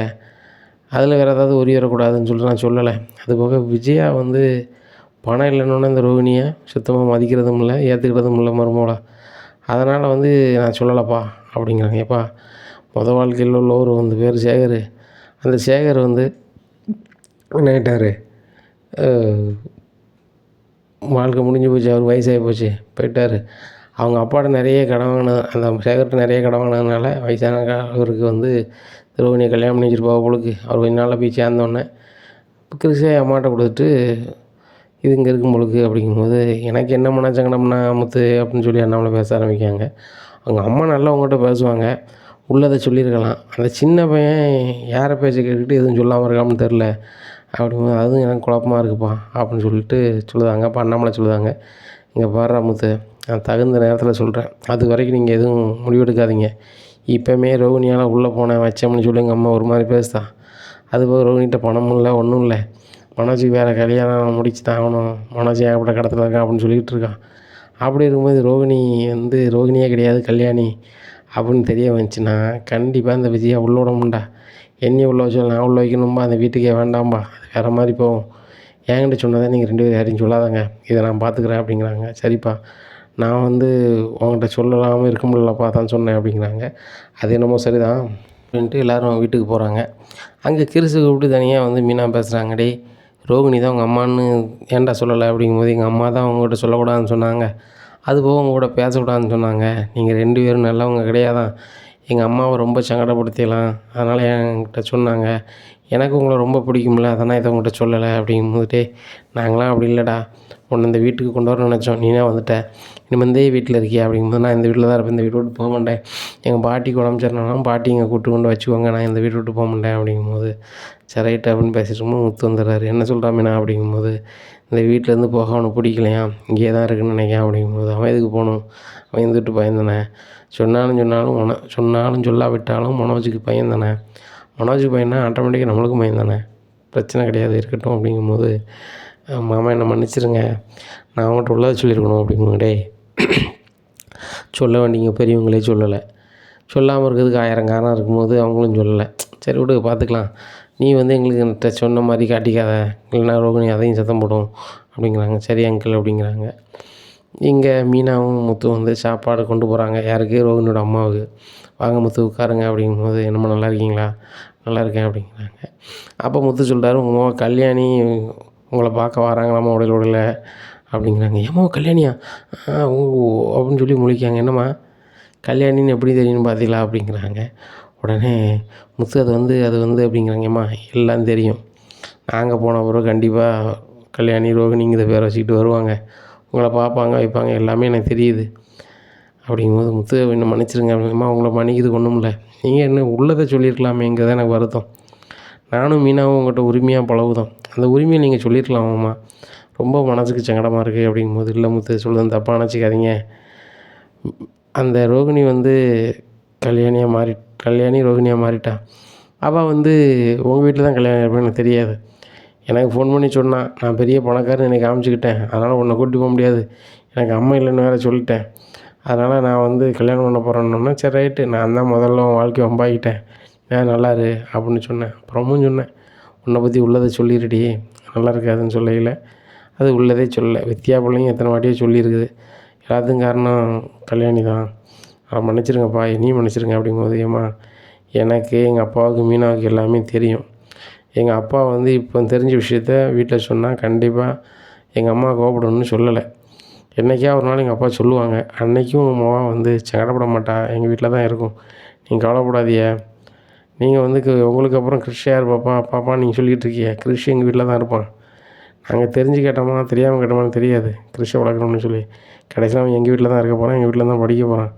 எங்கள் அப்பாவுக்கு முன்னாடியே தெரிஞ்சிருக்கு, எனக்கு தெரியுது முன்னூட்டி, ஆனால் எங்கள் அப்பா பக்குவமாக இந்த வீட்டில் தான் கிறிஷ் இருக்கணுங்கிறதுக்காக எங்கள் அப்பா எதையுமே சொல்லலை. அப்படிங்கும்போது, முத்து உங்களை மாதிரி ஒரு உறவு கிடைக்க கொடுத்து வச்சுருக்கணும், எனக்கு பையன் இல்லைன்னு சொல்லி ரொம்ப குறை இருந்த மாதிரி தோணுச்சு, அப்படிலாம் ஒன்றும் இல்லை, ஆண் பெண்ணும் சரி தான், ஆனால் வந்து இருந்துச்சு, ஆனால் நீங்கள் எனக்கு பையனாக இருப்பீங்கன்னு நான் நம்புகிறேன் அப்படிங்கும்போது, ஏம்மா அங்கே பாருங்கள், என்றைக்கு நான் பையனாக தான் விரும்புகிறேன், ஆனால் நீங்கள் முன்னாடியே உள்ளதை சொன்னால் நல்லா இருந்திருக்குமேங்க தான் இது, மற்றவங்க யாராவது பண்ணி தான் நான் அவ்வளோ கோவப்பட்டிருப்பேன், கிறிஷ் விஷயத்துலையும் உங்கள் விஷயத்துலையும் என்னால் கோவப்படவே முடியல அப்படிங்கும்போது, மீனா சொல்கிறாங்க, என்கிட்டயே நீங்கள் சொல்லியிருக்கலாம் அப்படிங்க. மீனா என்ன மன்னிச்சிருமா, நான் ஒவ்வொரு முறை அவன்கிட்ட சொல்லணும்னு நினைப்பேன், அத்தனை முறையும் கல்யாணி தான் சொல்ல வேண்டாம், இந்த மீனா முத்தும் என்னை இந்த வீட்டை விட்டு அனுப்புறதுக்கு எல்லா வேலையும் செய்கிறாங்கன்னு சொல்லிட்டு என்னை சொல்ல விடாமல் ஆகிட்டா அப்படிங்கும்போது, நாங்கள் ஏமா அப்படி பண்ண போகிறோம் அப்படின்னு பேசிகிட்டு இருக்கும்போது ரோகிணி வந்துடுறாங்க. ரோகிணி வரதை பார்த்துட்டு முத்து மீனாவும் நாங்கள்கிட்ட அப்படியே போயிடுறாங்க. இங்கே போகும்போதே சொல்லிட்டு போயிடுறாங்க, என்னை பற்றி நான் எங்களுக்கு தெரிஞ்ச மாதிரி காட்டிக்காதீங்க அப்படின்னு சொல்லிட்டு. ரோகிணி வந்து அழுகிறாங்க, என்னை மன்னிச்சிருமா, உன்னை சரியாக வந்து பார்க்க முடியல வைக்க முடியல, எனக்கே ஏகப்பட்ட வரி அப்படிங்கும்போது, எல்லாத்தையும் முத்து மீனா சொன்னாங்க அப்படிங்கிறாங்க. அதானே நான் நல்லன்னா சந்தோஷமாக சொல்லி சிரிப்பாங்க, அவங்கள மாதிரி யாரை பார்க்க முடியாது வைக்க முடியாதுன்னு சொல்லி எவ்வளோத்துக்குள்ளே வஞ்சனையாக பேச முடியுமா பேசுகிறாங்க. உடனே அவங்க அம்மா சொல்கிறாங்க, முத்து மீனா அப்படி பேசாதடி, அவங்க ரொம்ப நல்லவங்க அப்படிங்கிறாங்க. இல்லைம்மா, என்னை அந்த வீட்டை விட்டு அனுப்பணுன்னு அவங்க அவ்வளோ பிளான் பண்ணுறாங்க, நான் வந்து அதெல்லாம் வந்து நொறுக்கிக்கிட்டு தான் அந்த வீட்டில் உட்காந்துட்ருக்கேன் அப்படி இப்படிங்கிறாங்க. பார்த்தியா மீனா என்னெல்லாம் அந்த பிள்ளை பேசுதுன்னு சொல்லிட்டு அப்படிங்கிறாங்க. நைஸாக பேருதாங்க. இங்கே ரோகிணி என்ன இப்படி நினைக்காங்க அப்படின்னு சொல்லி மீனா கேட்குறாங்க. மீனா நல்ல புத்தி இருந்தால் நல்லது நினைப்பாங்க, அது கேடித்தனமாக தான் நினைக்கிது, கிறிஸுக்காகவும் உங்கள் அம்மாவுக்காகவும் தான் பார்க்கேன், இல்லைன்னா நான் எப்படி கோவப்படும் உனக்கு தெரியுங்களா அப்படிங்கிறாங்க. ஆமாங்க, மாமாவுக்கே தெரிஞ்சு ஒன்றும் செய்யலை, நீங்கள் எதுவும் பண்ணிடாதீங்க அப்படிங்கும்போது, சரி மீனா அப்படின்னு சொல்லிடுறாங்க. இங்கே சிட்டி உள்ளெல்லாம் போய்ட்டு வெளில வந்துடுறாரு. வெளில வந்துட்டு ஒருத்தனும் இன்ட்ரெஸ்ட்டு கொடுக்கல, பணத்தை கொடுக்க மாட்டாங்க. கேட்கும் போது எல்லாருமே காமெடியாக தர முடியாது, நீ எதுவும் பண்ணனா உன் மேலே நாங்கள் ஒரு பேப்பரில் கொண்டு எழுதி கொடுப்போம், அதிகாரிகள் ஒன்றும் இல்லை வச்சுருவாங்க, பிறகு பணம் தர வேண்டியது வராது அப்படி பண்ணோன்னே சிட்டிக்கு சரியான கடுப்பாயிருது. எல்லாத்துக்கும் காரணம் இந்த முத்து குடும்பம் தானே, இந்த ரோகிணியும் சேர்ந்து நம்மளை வந்து இழுத்துட்டுல இருக்கட்டும், அந்த குடும்பத்துக்கு வசம் அனுப்பி வைப்போம். இப்போ வேறு முத்து குழந்தையால் ஒரு சர்க்காரில் வேலை பார்க்குற ஒரு காய்ச்சலக்காரன் கல்யாணம் பண்ணியிருக்கான், அப்போ இவங்களுக்கு கை ரொம்ப ஏறியும் முழுக்க, இதை விடவே கூடாத, இந்த முத்துக்கும் மீனாவுக்கும் கொஞ்சம் ஒரிக்க கொடுக்கணும்னா கண்டிப்பாக சத்யாவை அலற விட வேண்டியதான் அப்படின்னு நினைக்காங்க. என்ன பண்ணலான்னு யோசிக்கும்போது, ஏற்கனவே வித்யா வீட்டில் ஒரு வாட்டி அட்டையை போட்டதும் இந்த விஜயாட்ட அட்டை போட்ட வீடியோவும் ஏர்ட்ட இருக்குது, சிட்டிகிட்ட இருக்குது. அப்போ முதல்ல பழைய வீடியோ ஒன்று மறுபடியும் போட்டு விடுவோம் அப்படின்னு சொல்லி தெரிஞ்ச ஆள்கிட்ட வந்து போட சொல்லுதாப்புல. அப்போ அவர் சொல்லுதார், ஏன்னா ஏற்கனவே போட்டதுக்கு சங்கடம், இப்போ மறுபடியும் வந்துடாமல் அப்படிங்கும்போது, டேய் ஏற்கனவே போட்ட பழைய வீடியோன்னு சொல்லிக்கலாம், போடு. அதுபோக நான் ஊருக்கு போயிடுவேன் ஒரு வாரத்துக்கு, ஒன்றும் பிரச்சனை கிடையாது, பார்த்துக்கலாம் அப்படிங்கும்போது சரிண்ணே அப்படிங்கிறாங்க. அந்த வீடியோவை போடுதாங்க. அருணுடைய நண்பர்கள்லேருந்து எல்லாத்துக்கும் போகுது. அப்போ அருண் நண்பர்கள்லாம் அருணுக்கு அனுப்பி, என்னப்பா மச்சினன் இப்படிலாம் பண்ணுதான், இப்படி வீட்டில் தான் பொண்ணு கட்டிருக்கியா வச்சிருக்கியான்னு சொல்லும்போது சரியான கோவம் வந்துடுது அருணுக்கு. நேராக வீட்டுக்கு போகிறான். சீதா அவன் தம்பி என்ன வேலை பார்த்துருக்கான் அப்படிங்கும்போது, ஏங்க இது முன்னாடி நடந்ததுங்க, யாரோ மறுபடியும் போட்டிருக்காங்க, முன்னாடியே ஆச்சு அப்படிங்கும்போது, நீ சொல்லியிருக்க ஆனால் இப்படிலாம் பண்ணணும்னு எனக்கு தெரியாது, இப்படிப்பட்ட குடும்பத்திலே நீ பொண்ணு எடுத்துருக்க, அப்படி ஒரு பொண்ணு உனக்கு தேவையாகன்னு என் ஃப்ரெண்ட்லேருந்து எல்லோரும் கேட்காங்க, இனி நான் அவங்களோட வாழ மாட்டேன், நீ வீட்டுக்கு கிளம்பு அப்படிங்கும்போது, என்னங்க நீங்கள் கடையில் ரீசார்ஜ் பண்ண மாதிரி அசால்ட்டாக பேசுகிறீங்க அப்படிங்கிறாங்க. இல்லை நீ கிளம்புனா கிளம்பு அப்படிங்கிறேன், நான் போக மாட்டேன் அப்படிங்கிறாங்க. அப்போ அந்தால சீதாவை போட்டு விழுன்னு எடுத்து வீட்டை விட்டு வெளியே நிப்பாட்டுதாங்க. அப்போ கரெக்டாக முத்து மீனாவும் சீதாவை பார்க்க வராங்க. யோ என்னையா பண்ணுற அப்படிங்க, என்னையா பண்ணுறேண்ணா, அவன் தம்பி ஊருக்கு போகிறான், ஆட்டையை போட்டு அலைவான், நான் வந்து அவளை கூட வச்சு வாழ முடியுமா, வாழலாம் முடியாது, உங்களுக்கு வீட்டுக்கு கூட்டி போ அப்படிங்கும்போது, சீதா நான் அவன்கிட்ட சொல்லலை, இவன் நல்லவனே கிடையாது, நல்லவங்க போர்வையில் இருக்கான்ட்டு, இவன் ஏமாத்துக்காரன், இந்த ஏமாத்துக்காரன் வந்து புரிஞ்சுக்கிட்டே அப்படின்னோடனே சீதா ரொம்ப அழுதாங்க. சீதாவோட கண்ணீருக்கு ஒன்று ஒன்றுக்கு நீ பதில் சொல்லணும் அப்படிங்கிறாங்க. நல்ல பதில் சொல்லணும், முதல்ல நீ கிளம்பு, உன் மருமகன் வந்து ஊர் பூரா ஆட்டையை போடுவான், அதை நான் பார்த்துட்ருக்கேம்மா, அதுபோக என் ஃப்ரெண்டு எல்லாருமே எனக்கு சொல்லுதாங்க அப்படிங்கும்போது, நீ உனக்காக சீதாவை கல்யாணம் பண்ணிக்கிட்டியா, ஊருக்காக பண்ணிக்கிட்டியா, உனக்காக தானே பண்ணிக்கிட்டேன், முன்னாடி நடந்து இப்பயும் பேசிகிட்டு இருக்கேன், அவன் எல்லாம் மாறிட்டான், அவன் எங்கே மாறுவான், அதெல்லாம் வந்து சின்ன வயசுலேயே வராது, அவன் மாறவே மாட்டான் அப்படிங்கும்போது, இங்கே பாரு அருணே, சத்யாவை பற்றியோ மீனா குடும்பத்தை பற்றி எதுவும் பேசினா அவ்வளோதான் அப்படிங்கிறாங்க.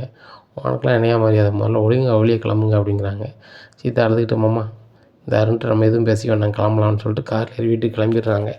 அங்கே வீட்டில் போய் சீதா ரொம்பவே அழுதுட்டு இருக்காங்க. மீனா அம்மாவை கேட்கவே வேண்டாம், ரொம்ப மனச்சங்கடத்தில் இருக்காங்க. நம்மளுக்கு 2 பொட்டு பிள்ளைகளை கல்யாணம் முடிச்சு கொடுத்தோம், ஒரு பிள்ளை நல்லா இருக்குது, ஒரு பிள்ளை இப்படி சங்கடப்படுதே அப்படின்னு சொல்லி அழுதுட்டு இருக்கும்போது மீனா சொல்கிறாங்க, ஏம்மா என் வீட்டுக்காரர் சொன்னார், நானும் சீதாவை கேட்காம தாம்மா இந்த நிலமை, என்னை மன்னிச்சிருமா அப்படிங்கிறாங்க. நீ என்னடி பண்ணுவ, சீதா விரும்புனா, சரி விரும்பிய வாழ்க்கையை அமைச்சு கொடுக்கணும்னு அமைச்சு கொடுத்தேன், அந்த அருணும் பழைய வீடியோ பற்றி இப்படி பேசுகிறாரு அப்படிங்கும்போது சத்யா சொல்கிறாரு, நான் போய் இதை பேச சரி பண்ணுறேன்னு சொல்லிட்டு நேராக அருண்கிட்ட போகிறாரு. அருண் காலில் போய் விழுந்து என்னை மன்னிச்சிருக்கோம்மா அப்படிங்கிறாங்க. தயவுசெய்து வீட்டு விட்டு வெளில போ, இந்த வீட்டில் இருந்த பொருளையும் அட்டையை போட்டு போயிடாத அப்படிங்கிறாங்க. என்னம்மா இப்படிலாம் பேசுகிறீங்க அப்படிங்கிறாங்க. சத்யா இதை கேட்டாருன்னு, ஆமாம் என்னமோ புதுசாக பண்ணாத மாதிரி பேசுகிறேன், நீ எப்பவும் பண்ணுறவன் தானே, ஏன் உங்கள் மாமா முத்து மாமா வீட்லேயே ஆட்டையை போடும்போது என் வீட்டில் ஆட்டையை போட மாட்டேன்னு நிச்சயம், ஒழுங்கு மரியாதை கிளம்பு அப்படிங்கும்போது, மாமா இது எல்லாத்தையுமே உங்கள்கிட்ட வந்து சீதா சொல்லியிருக்காள்ல அப்படிங்கிறாங்க. இப்படிலாம் நீ பண்ணியிருப்பேன்னு எனக்கு தெரியாது, நான் அந்த நேரத்தில் வந்து சீதாவை ரொம்ப விரும்பினதுனால அவள் சொன்ன பெருசாக எடுக்கலை, நீ இப்படிலாம் பண்ணியிருக்க, நீ என் வீட்டில் இருக்காத கிளம்பிடு அப்படின்னோடனே சத்யா அழுதுகிட்டே வீட்டுக்கு வர்றாருக்கா, என்ன மன்னிச்சிருக்கா, என்னால் தாங்க அவன் வாழ்க்கை போச்சு அப்படிங்கிறாங்க சீதாட்ட. நீ என்னடா பண்ணுவ, நான் தான்டா தப்பு பண்ணிட்டேன், முத்து மாமா எவ்வளவோ சொன்னாங்க நான் கேட்கல, அதனால தான் இவ்வளோ சங்கடப்படுறேன் அப்படிங்கும்போது, அக்கா மன்னிச்சிருக்கா அப்படிங்கிறாங்க. உடனே முத்து சொல்கிறார், நீ ஏன்டா மன்னிப்பு கேட்டே இருக்க, நீ முன்னாடி தப்பு செஞ்ச, இப்போ மாறிட்ட, இப்போ நல்ல இடத்துக்கு வேலைக்கு போய்ட்டுருக்க, கும்பாட்டில் போய்ட்டுரு அப்படிங்கும்போது முருகேசனை கால் பண்ணுறாங்க. தம்பி சொல்லுறது தப்பாக நினச்சிக்காதீங்க, உங்கள் மச்சினனை வந்து என்கிட்ட வேலைக்கு சேர்த்தீங்க, ஆனால் அவரை பற்றிய வீடியோலாம் வருது, அதனால் நம்பிக்கையாக இருக்காது, நான் அந்த பையனை நம்புகிறேன், ஆனால் பார்க்குறவங்க நம்ப மாட்டாங்க, இவ்வளோ பெரிய ஆளாக இருக்கிறாப்புல இவர் வந்து இப்படி ஆளாக வேலைக்கு வச்சுருக்கேன்னு சொல்லுவாங்க, அதனால் நாளைக்குலேருந்து வேலைக்கு வரணும்னு சொல்லிடுங்க அப்படின்னு சொல்லிட்டு ஃபோனை வச்சிடுறாங்க. உடனே முத்து இதை எப்படி சொல்லனே தெரியாமல், சத்யா நாளையிலேருந்து என் கூட வந்துடு அப்படிங்கும்போது, மாமா எனக்கு தான் வேலைக்கு போகணும்ல அப்படிங்கிறாங்க.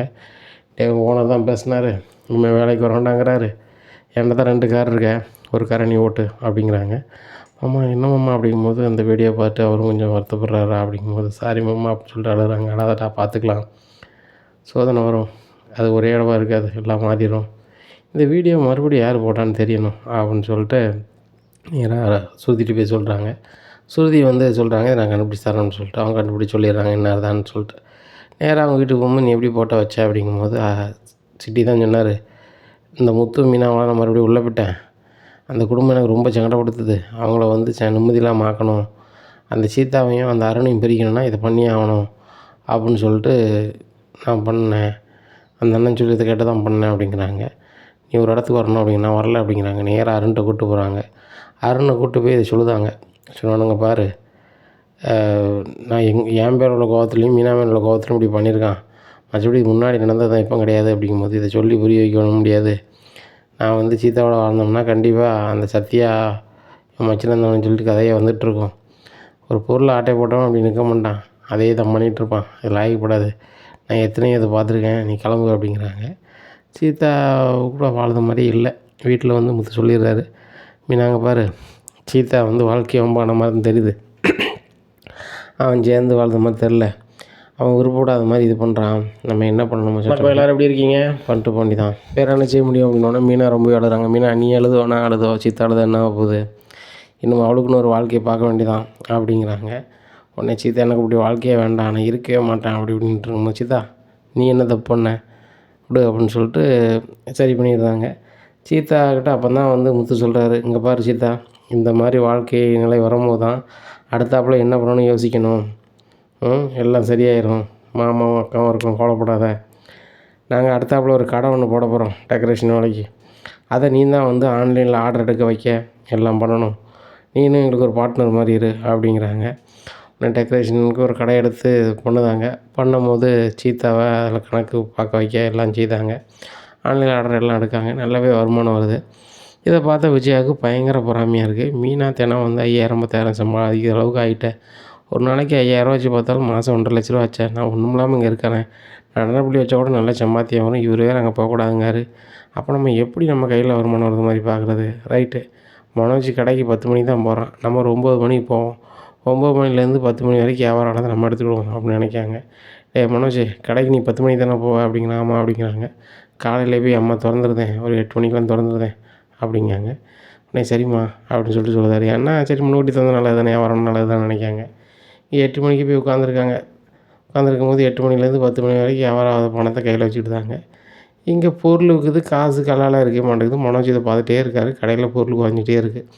அப்போ விஜயாட்ட கேட்குறாங்கம்மா, கல்லால் என்னமோ பணம் இல்லை, ஆனால் வந்து பொருள்லாம் குறைஞ்சிக்கிட்டே இருக்கு அப்படிங்கும்போது, ஆமாடா நீ வரதுக்கு மட்டும் ஒரு பொருள் 2 பொருள் விற்கும், அந்த காசை நான் எட்டு வந்துடுவேன் அப்படிங்கும்போது, என்னம்மா எப்படி செய்கிறீங்க அப்படிங்கும்போது, ஆமாடா கையில் பணம் வச்சே பழகிட்டேன், ஒன்றும் இல்லாத மீனாவே கையில் 5000 10,000 ஒரு நாளைக்கு வச்சு சுற்றுதா, நான் எப்படி செலவு பண்ணிகிட்டு இருந்தேன் தெரியுமில்ல, அவங்க அப்பா அவர் பென்ஷன் வாங்குற பணத்தையும் என்கிட்ட தரது கிடையாது, வைக்கிறது கிடையாது, நான் நடனப்பள்ளி வச்சு நல்லா சம்பாத்தியம் பண்ணிகிட்டு இருந்தேன், இப்படி இருக்கும்போது நடனப்பள்ளி நடத்தக்கூடாதுன்ட்டார் அப்படிங்கும்போதேம்மா, இப்படிலாம் நீங்கள் எடுத்தீங்கன்னா எனக்கு தாங்காது, எவ்வளோ எடுத்துருக்கீங்க தாங்க அப்படிங்கும்போதே, அதெல்லாம் நான் செலவு பண்ணிட்டேன்டா அப்படிங்கிறாங்க. ஏம்மா கடன் நிறைய இருக்குது அப்படிங்கிறாங்க. எப்படியாவது அடடா உங்கள் அப்பா கொடுக்க வேண்டிய பணத்தை நான் கொடுக்க விடாமல் ஆக்குதேன் அப்படிங்கிறாங்க. அது எப்படிம்மா முடியும், அந்த முத்து தான் அந்த பணம் கேட்டுகிட்டே இருப்பானே அப்படிங்கிறாங்க. அதெல்லாம் கேட்க மாட்டான், இப்போ அவங்களுக்கு நல்ல வருமானம், உங்ககிட்ட வாங்கி தான் அவங்களுக்கு எதுவும் செய்யணும்ல, இந்த மீனாவை பார்த்தா நானே காசு எடுக்கேன் அப்படிங்கும்போது, ஓ மீனா தான் நீங்கள் எடுக்கீங்களா அப்படின்னு சொல்லிட்டு வீட்டில் வந்து முத்துட்டு ரொம்ப சத்தம் போடுறாரு. உன் பொண்டாட்டியால் தான் அம்மா வந்து கல்லால் காசு எடுக்கு, ஏன் பொண்டாட்டியால் காசு எடுக்காங்களா அப்படிங்கும்போது, ஆமாம் அவன் பொண்டாட்டி ஒரு நாளைக்கு 5000 10,000 கையில் வச்சு சுற்றலாம், அதனால் அம்மா காலையிலே போய் எங்கள் வியாபாரம் அதை கையில் எடுத்து வச்சுக்கிடுது, இப்படி பண்ணால் நான் எங்கடா போகிறது, ஏற்கனவே ஏகப்பட்ட கடன் ஆயிடுச்சு அப்படின்ட்டு இருக்காங்க. உடனே கடன்காரங்கெல்லாம் மொளன்னு வீட்டுக்கு வராங்க. கடன் ஆயிடுச்சுன்னு சொல்லுது என் மனோஜ், கடனை கொடுத்துருக்கிறியா, அந்த சந்தோஷ் சார்ட்டேருந்து வந்த பணம் என்னாச்சு அப்படின்னோடனே, எனக்கு எங்கே பணம் வந்துச்சு அப்படிங்கிறாங்க. சந்தோஷ் சாருக்கு ஃபோன் பண்ணி கேட்டுட்டு தான் வந்திருக்கோம், சந்தோஷ் சார் பணம் அன்றைக்கி எனக்கு 10 நாள் தான் ஆச்சு, அந்த பணத்தைங்க அப்படிங்கும்போது, அண்ணாமலை என்னது பணத்தை அப்படிங்கிறாங்க.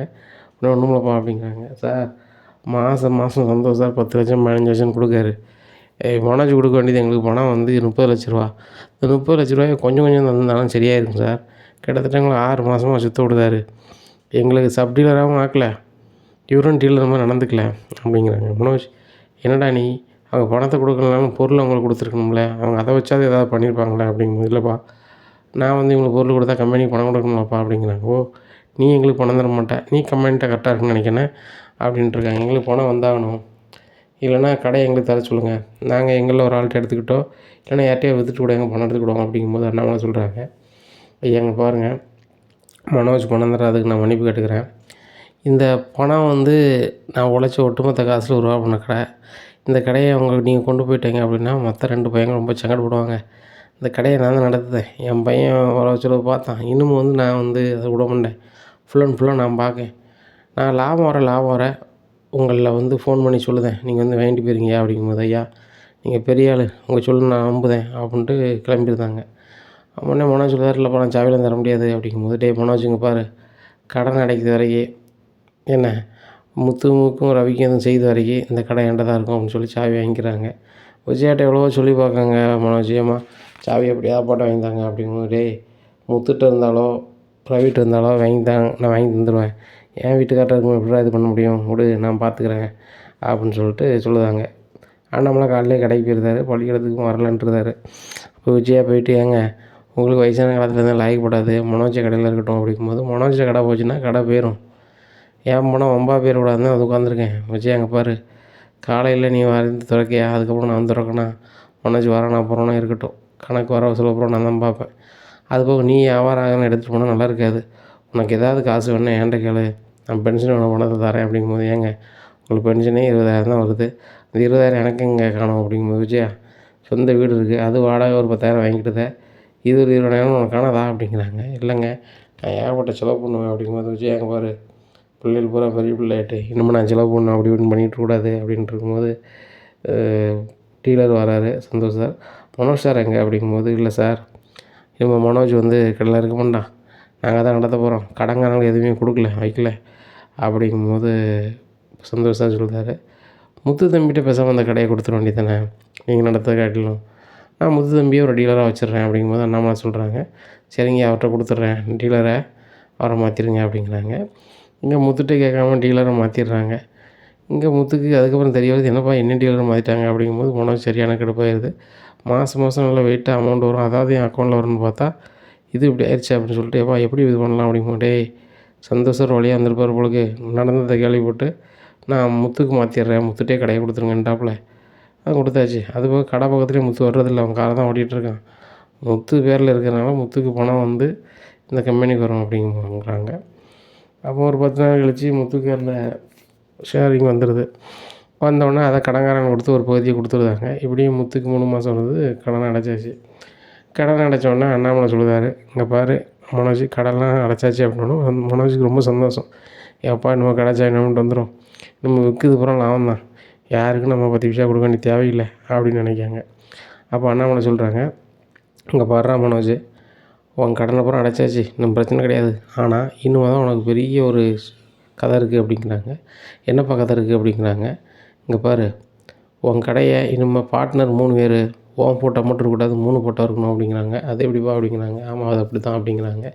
விஜயா சொல்கிறாங்க, ஏங்க மனோஜே நடத்தட்டும், கடனுக்காக தானங்க நீங்கள் நடத்தணும் நீங்கள் அப்படிங்கும்போது, இல்லை இப்போ முத்து டீலராக இருக்கான், நாளைக்கு வந்து முத்து அதில் வரலன்னா கண்டிப்பாக சந்தோஷம் சார் வேறு யாராவது மாற்றிடுவார், வேறு யார்கிட்டையோ டீலர்ஷிப் போகிறதுக்கு முத்துட்டே வந்துட்டு போட்டோம், இந்த வருமானம் 3 பேருக்கு வரட்டும், ரவியும் ஒரு இடத்துல 12,000 சம்பளம் நான் வேலை பார்க்கான், அவங்க தனியாக ரெஸ்டாரண்ட் வைக்கிறதுக்கு நாளைக்கு பணம் வேணும்னா இதுலேருந்து எந்த வருமானம் இருந்தால் தான் சரி, இதில் வர வருமானத்தில் 3 ஆக்கிட வேண்டியதான் அப்படிங்கும்போது, ஏங்க மனோஜ் ஒருத்தன் நடத்தியே லாபம் வரல, இந்த 3 பேர் ஆனால் வந்துடுமா அப்படிங்கும்போது, விஜயா கடையை கொஞ்ச நாள் தான் நான் நடத்தினேன், முத்துவும் எனக்கு முடிஞ்சது உதவி பண்ணான், இப்போ பாரு கடனெல்லாம் அடைச்சாச்சு, மனோஜ் ஏதோ செய்கிறான் அதை மட்டும் விசாரி அப்படிங்கிறாங்க.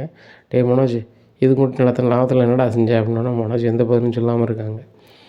அப்போ ரோகிணி பார்த்து கேட்காங்க, நீ வந்து இந்த வீட்டுக்கு அந்த டூருக்கு வந்திருக்கியா அப்படிங்கிறாங்க. என்ன டியூட்டி பேசுகிறீங்க அப்படிங்கிற, என்ன பேசுகிறேன்னா நீ வந்து என்ன செஞ்சுருக்கணும், மனோஜ் என்ன செய்தான் எது செய்தான்னு பார்த்துருக்கணும்ல அப்படிங்கிறாங்க. மனோஜ் உங்கள் செல்லை கொண்டாங்கன்னு செல்லை பார்க்காங்க. செல்லை பார்க்கும்போது தெரியுது பணத்தை வச்சு நிறைய விளையாட்டு விளாண்டுருக்காரு.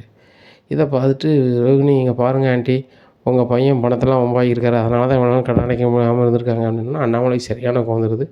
நீ இப்படிலாம் பண்ணியிருக்கியா அப்படின்னு சொல்லி ஒரு இருக்காங்க, என்னை மன்னிச்சிருங்கப்பா, சீக்கிரம் பணக்காரன் நான் நினச்சேன் அப்படி பண்ணேன், கடைசியில் எல்லாம் போயிடுச்சு, கடன்காரனுக்கு எனக்கு கொடுக்க முடியல அப்படிங்கும்போது முத்து சொல்லிடுறாரு, ஏப்பா கடை நீ நடத்துறது தான் சரி, நீ சொன்ன மாதிரியே 3 பேரே ஓனராக இருக்கட்டும்ப்பா, இவன் ஒருத்தன்ட்டு இருந்தால் இப்படி தான் பண்ணுவான் அப்படிங்கிறாங்க. இங்கே மனோஜுக்கு ரொம்ப கடுப்பாயிருது.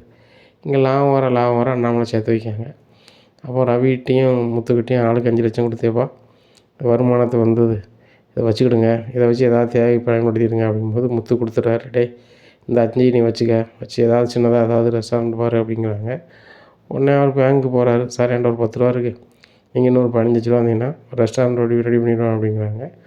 உடனே சரி தம்பி 2 நாள் கழிச்சு வாங்க அப்படிங்கும்போது இந்த விஷயத்தை தெரிஞ்சுக்கிட்டு பணம் கொடுக்கூடாதுன்னு சொல்லி பணத்தை நிப்பாட்டியிருந்தாங்க. அப்போ ரவி வந்து பணம் கிடைக்கலங்கிற விஷயத்த வீட்டில் சொல்கிறாங்க. அவன் பரசு வாக்கிங் போகும்போது சொல்லிடுறாங்க அண்ணாமலை. அப்போ அண்ணாமலைகிட்ட சொல்லுறாங்க, நான் வேணா கொடுங்க, என் 2 பொம்பளை பிள்ளைங்க கல்யாணம் ஆயிடுச்சு, இப்போதைக்கு எனக்கு ஒரு செலவும் இல்லை, எனக்கு வர சம்பளமாக இருக்கட்டும், எனக்கு வந்த செட்டில்மெண்ட்டாக இருக்கட்டும் எல்லாமே என்கிட்ட இருக்குது, அதை வேணால் நான் வந்து ரவிக்கு கொடுங்க, ரவி நல்ல மாதிரி தொழில் பண்ணட்டும் அப்படிங்கும்போது, இல்லை அது நான் தான் கொடுக்கணும் அப்படிங்கும்போது, இங்கே பாரு உன் வீட்டில் உள்ள ஆட்கள் எல்லாமே என் வீட்டு கல்யாணத்தை ரொம்ப சிறப்பாக நடத்துனாங்க. முத்து என் பிள்ளை மாதிரி எல்லாம் பண்ணான். நான் கொடுக்கேன் அப்படின்னு சொல்லிட்டு பரசு ஒரு 20 லட்ச ரூபா ரெடி பண்ணி கொண்டு கொடுக்காரு. ரவிட்ட. ரவி வாங்கவே மாட்டான் அப்படிங்காரு. உடனே அண்ணாமலை பக்கத்தில் அழ ஆரம்பிச்சிடுறாரு. அண்ணாமலை, நான் இந்த ரவி என் பையன் நினச்சேன், வாங்க மாட்டேங்கிறான்னு சொன்னோன்னே, அங்கிள் அப்படிலாம் இல்லை அப்படின்னு சொல்லி வாங்கிடுறாங்க. அப்போ ஸ்ருதிக்கு சரியான கோவம் வருது. என்ன ரவின்னு நினச்சிட்ருக்கேன், எங்கள் அப்பா அம்மா பணம் தான் வாங்க மாட்டாங்க, ஆனால் இந்த அங்கிள் தரும்போது வாங்குற அப்படிங்கும்போது ஸ்ருதிகிட்ட சொல்கிறாங்க. ஸ்ருதி, இங்கே பாரு, உங்கள் அம்மாவும் அப்பாவும் பணத்தை தர்றது நம்மளை வீட்டோடங்க இழுக்கிறதுக்கு, ஆனால் இவங்க தர்றது பாசத்தில். பாசம் பெருசா மோசம் பெருசா அப்படிங்கும்போது ஸ்ருதி பாசம்தான் பெருசு அப்படின்னு சொல்லிட்டு இது நினைக்காம இது பண்ணிடுறாங்க. இங்கே ரோகிணி நினச்சாங்க இவங்க 2 பேரும் பேசுவாங்க, ஒருத்தர் பேசுவாங்க, பெரிய அளவில் ஏதாவது ஒரு சண்டை வரும்னு பார்த்தா இப்படி ஆகிப்போச்சே அப்படின்னு சொல்லிட்டு அங்கே ஸ்ருதியோட அம்மாவுக்கு ஃபோன் பண்ணி சொல்லியிருக்காங்க. நீங்கள் எனக்கு 2 லட்ச ரூபா பணம் தந்திருக்கீங்க, இங்கே நடக்கிறதெல்லாம் சொல்ல சொன்னீங்க, இங்கே நடக்கிறத உங்கள்கிட்ட சொல்கிறேன், இந்த மாதிரி பரசங்கள் கொடுத்து அவங்க வந்து ரெஸ்டாரண்ட்டுக்கு போகிறாங்கன்னு அங்கே சுதாவுக்கு சரியான கடுப்பாயிருது. என்னடா இது, மாப்பிள்ளைக்கு எங்கே லோனுக்கு போனாலும் இவர் கிடைக்கூடாமல் பண்ணிட்டு இருந்தாங்க, இப்போ எப்படி ஆகுது அப்படின்னு சொல்லிட்டு நேராக அவருக்கு ரெஸ்டாரண்ட் கிடைக்கக்கூடாது அப்படின்னு சொல்லிட்டு எல்லா இடத்துலையும் சொல்லுதாங்க.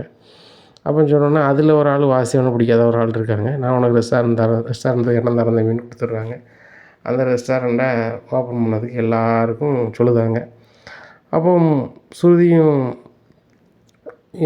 ரவியும் வந்து வாசுதேவனுக்கு போய் வந்து அழைப்பிதழ் கொடுக்குறாங்க.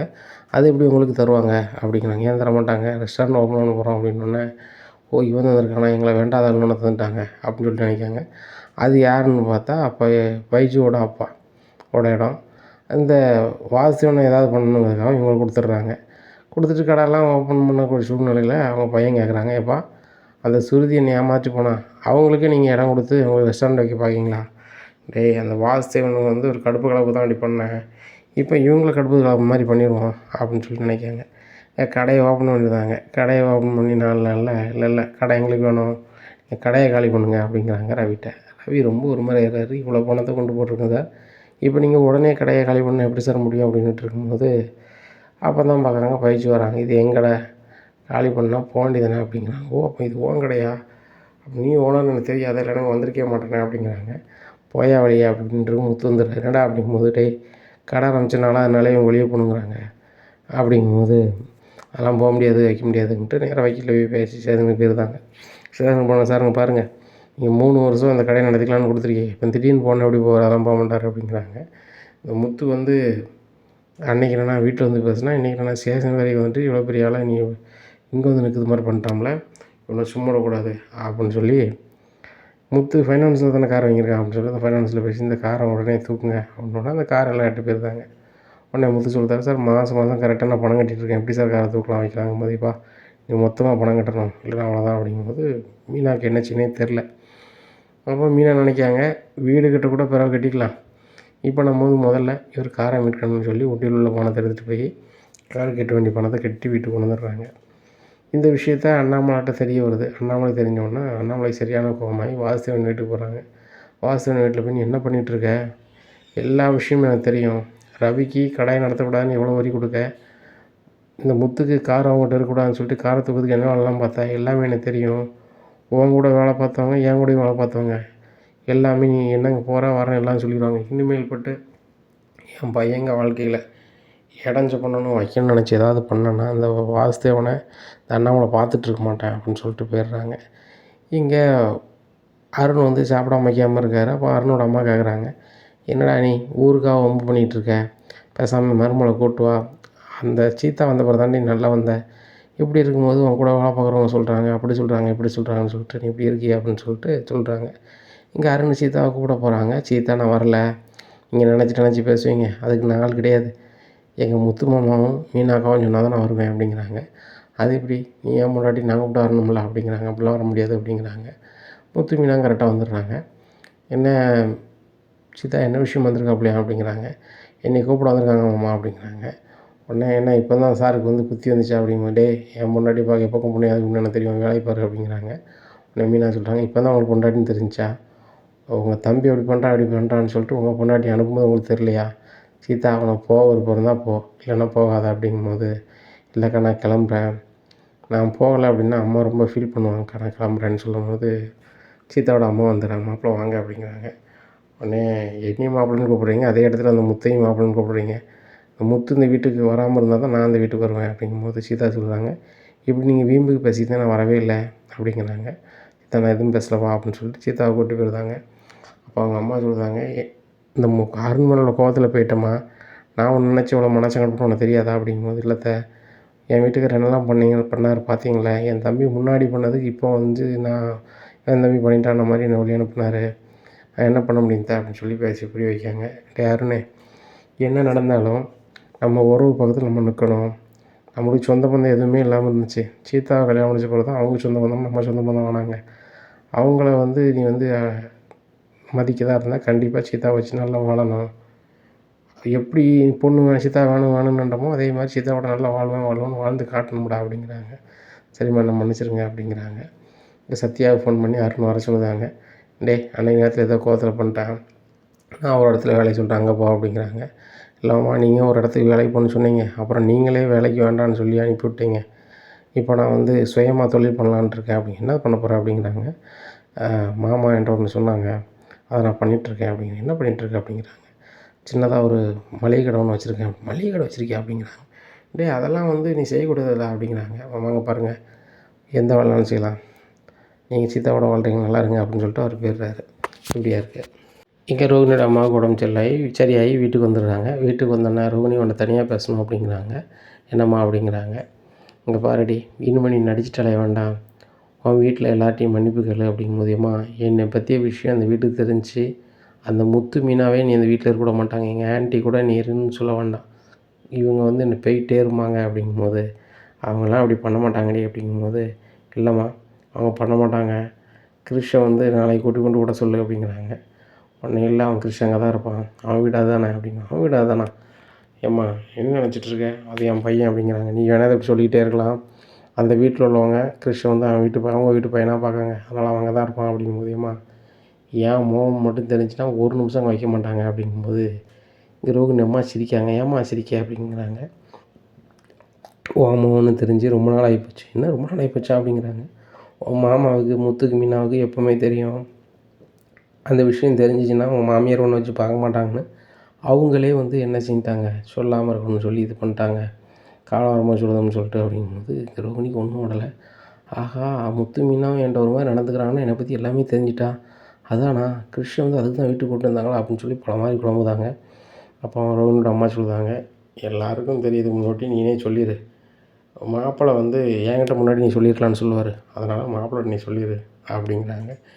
ரோகிணி நேராக கடைக்கு போகிறாங்க. மனோஜ் வந்து அப்போ வெளியே சேல்ஸ்மேன் மாதிரி பண்ணிகிட்ருக்காரு. அப்போ அதை பார்த்துட்டு நீங்கள் தானே ஓனர் அங்கே இருக்க வேண்டியதானே அப்படிங்கும்போது, கல்லால் பாரு எங்கள் அப்பா உட்காந்துருக்காரு, நான் வந்து சேல்ஸ்மேன் மாதிரி வியாபாரம் பார்த்துட்ருக்கேன், அதான் கடை எல்லாம் போச்சே, இதில் வர வருமானத்தில் 3 பங்குன மாதிரி போய்கிட்டுருக்கு, என்ன தப்புன்னு சொல்லுதே அப்படி இப்படின்னுட்டுருக்காங்க. இங்கே மனோஜ் கொண்டு தனியாக பேசணும் அப்படிங்கிறாங்க. தனியாக பேசணும் ஒன்றும் இல்லை சொல்லு அப்படிங்கிறாங்கல்ல, தனியாக பேசணும் அப்படிங்கிறாங்க. சரி குடோனில் போய் பேசணும்னு சொல்லி பேசுகிறாங்க. நடந்ததெல்லாம் சொன்னோன்னே மனோஜுக்கு சரியான கோவம். ரோகிணி ஏற்றுக்கிட்ட தயாராகவே இல்லை. விஜயாவுக்கு ஃபோன் பண்ணுறாங்க. ஏம்மா எங்கே இருக்கா அப்படிங்கிறாங்க. கோயிலில் இருக்கேன் அப்படிங்கிறாங்க. கோயிலுக்கு வரமான்னு சொல்லி கோயிலில் வந்து சொல்லிடுறாங்க. ஏம்மாங்க பாருங்கள் ரோகிணி வந்து இவ்வளோ மறைச்சிருக்கா அப்படின்னா விஜயாவுக்கு சரியான கோவம். உடனே வீட்டுக்கு வாடா அப்படின்ட்டு விஜயா வந்து ரோகிணி நீங்கள் ஒரு நிமிஷம் கூட இருக்கக்கூடாதுன்னு சொல்லி பெட்டி படுக்க எல்லா இடத்துக்கும் வெளியே வைக்காங்க. டேய் கிளம்புடா அப்படிங்கிறாங்க கிருஷ்ணா. நம்மளை சொல்கிறாங்க அவன் எதுக்கு போனோம் அப்படிங்கிறாங்க. இல்லைங்க ரோகிணி அவனை வெளில போட்டோம் அப்படிங்கிறாங்க. அவங்க போக மாட்டாங்க, அவங்க இந்த வீட்டில் உள்ளவங்க அப்படிங்கிறாங்க. உடனே ரோகிணியை பார்த்து சுற்றி சொல்கிறாங்க, ரோகிணி இவ்வளோ பண்ணிவிட்டு அந்த ஆண்டி என்ன அப்படி பண்ணுறாங்க இப்படி பண்ணிட்டாங்கன்னு சொல்ல தானே போகிறீங்க அப்படிங்கிறாங்க. அது வந்து ஸ்ருதி அப்படிங்கிறாங்க. எதுவுமே பேசாதீங்க, வாயில் வர்றது எல்லாமே போய் கிறிஷை எப்படிங்க உங்களால் வந்து 3வது பையனை மாதிரி நடத்த முடிஞ்சிச்சு, உங்களை ஆன்டின்னு கூட சொல்லியிருக்கீங்க வச்சுருக்கீங்க, நினைக்கும் போதே எனக்கு உங்கள் மேலே உள்ள மறுவாதையெல்லாம் குறையுது, தயவு செய்து நான் அவங்ககிட்ட பேச வரும்ல ரவி, இனிமேல் நான் வந்து இந்த ரோகிணிட்ட பேச மாட்டேன் அப்படின்னு போயிடுறாங்க. ஸ்ருதி அப்படிங்கிறாங்க. பாட்டுங்க அப்படின்ட்டு இருக்கும்போது ஸ்ருதியோட அம்மாவும் அப்பாவும் வந்துடுறாங்க. கரெக்டாக இந்த ரோகிணியை பற்றி எல்லா விஷயமும் தெரிஞ்சுட்டு நம்மளும் எவ்வளோ குலைக்க முடியுமோ அந்த அண்ணாமலை குடும்பத்தை குழப்போம் அப்படின்னு சொல்லிட்டு சம்மந்தி அப்படிங்கிறாங்க. சம்மந்தி அப்படிங்கிறாங்க. இந்த ரோகிணி இப்படிலாம் பண்ணியிருக்காளா அப்படிங்கும்போது, ஆமாம் சம்மந்தி எனக்கே ரொம்ப கடுப்பாக இருக்குது, இந்த ரோகிணி இந்த வீட்டிலே விட்டுட்டு என்னை வெளியே அனுப்பணும்னு சொல்லிட்டு இருக்கேன், எங்கள் வீட்டில் அனுப்பக்கூடாதுன்னு இருக்காங்க அப்படிங்கிறாங்க. சரி சம்மந்தி அனுப்பலாம் இருக்கட்டும், அவள் 2 லட்ச ரூபா உங்களுக்கு தெரியாமல் வாங்கியிருக்கிறா, அதை வாங்கி கொடுங்க சம்மந்தி அப்படிங்கிறாங்க. என்னது உங்ககிட்ட 2,00,000 இந்த ரோகிணி வாங்கியிருக்காளா அப்படிங்கிறாங்க. ஆமாம் சம்மந்தி, அதை உங்கள்கிட்ட சொல்லலையா? 2,00,000 வாங்கியிருக்கிறா. அதுக்கப்புறம் ஒரு 10,00,000 ரூபா கேட்டா. நான் 10,00,000 தர முடியாதும்மா அப்படின்னு சொல்லியிருந்தேன். சொன்னோன்னே தான் வந்து இந்த கதை வெளியே வந்திருக்கும் போல் அப்படின்ட்டு இருக்காங்க. உடனே ஆண்டி, நீங்கள் என்ன ஆண்டி ஒன்றுமில்லாதெல்லாம் இது பண்ணிகிட்ருக்கீங்க? எனக்கு மனோஜை பிடிச்சிருந்துச்சி, நான் கல்யாணம் பண்ணிக்கிட்டேன்.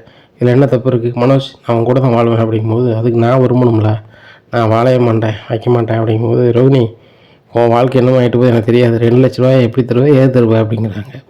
உடனே ஸ்ருதி அம்மா சொல்லிக்கிட்டு, மம்மி உனக்கு 2,00,000 தானே வேணும், நீ பேசினதை கேட்டு நான் தந்துடுறேன் அப்படிங்கிறாங்க.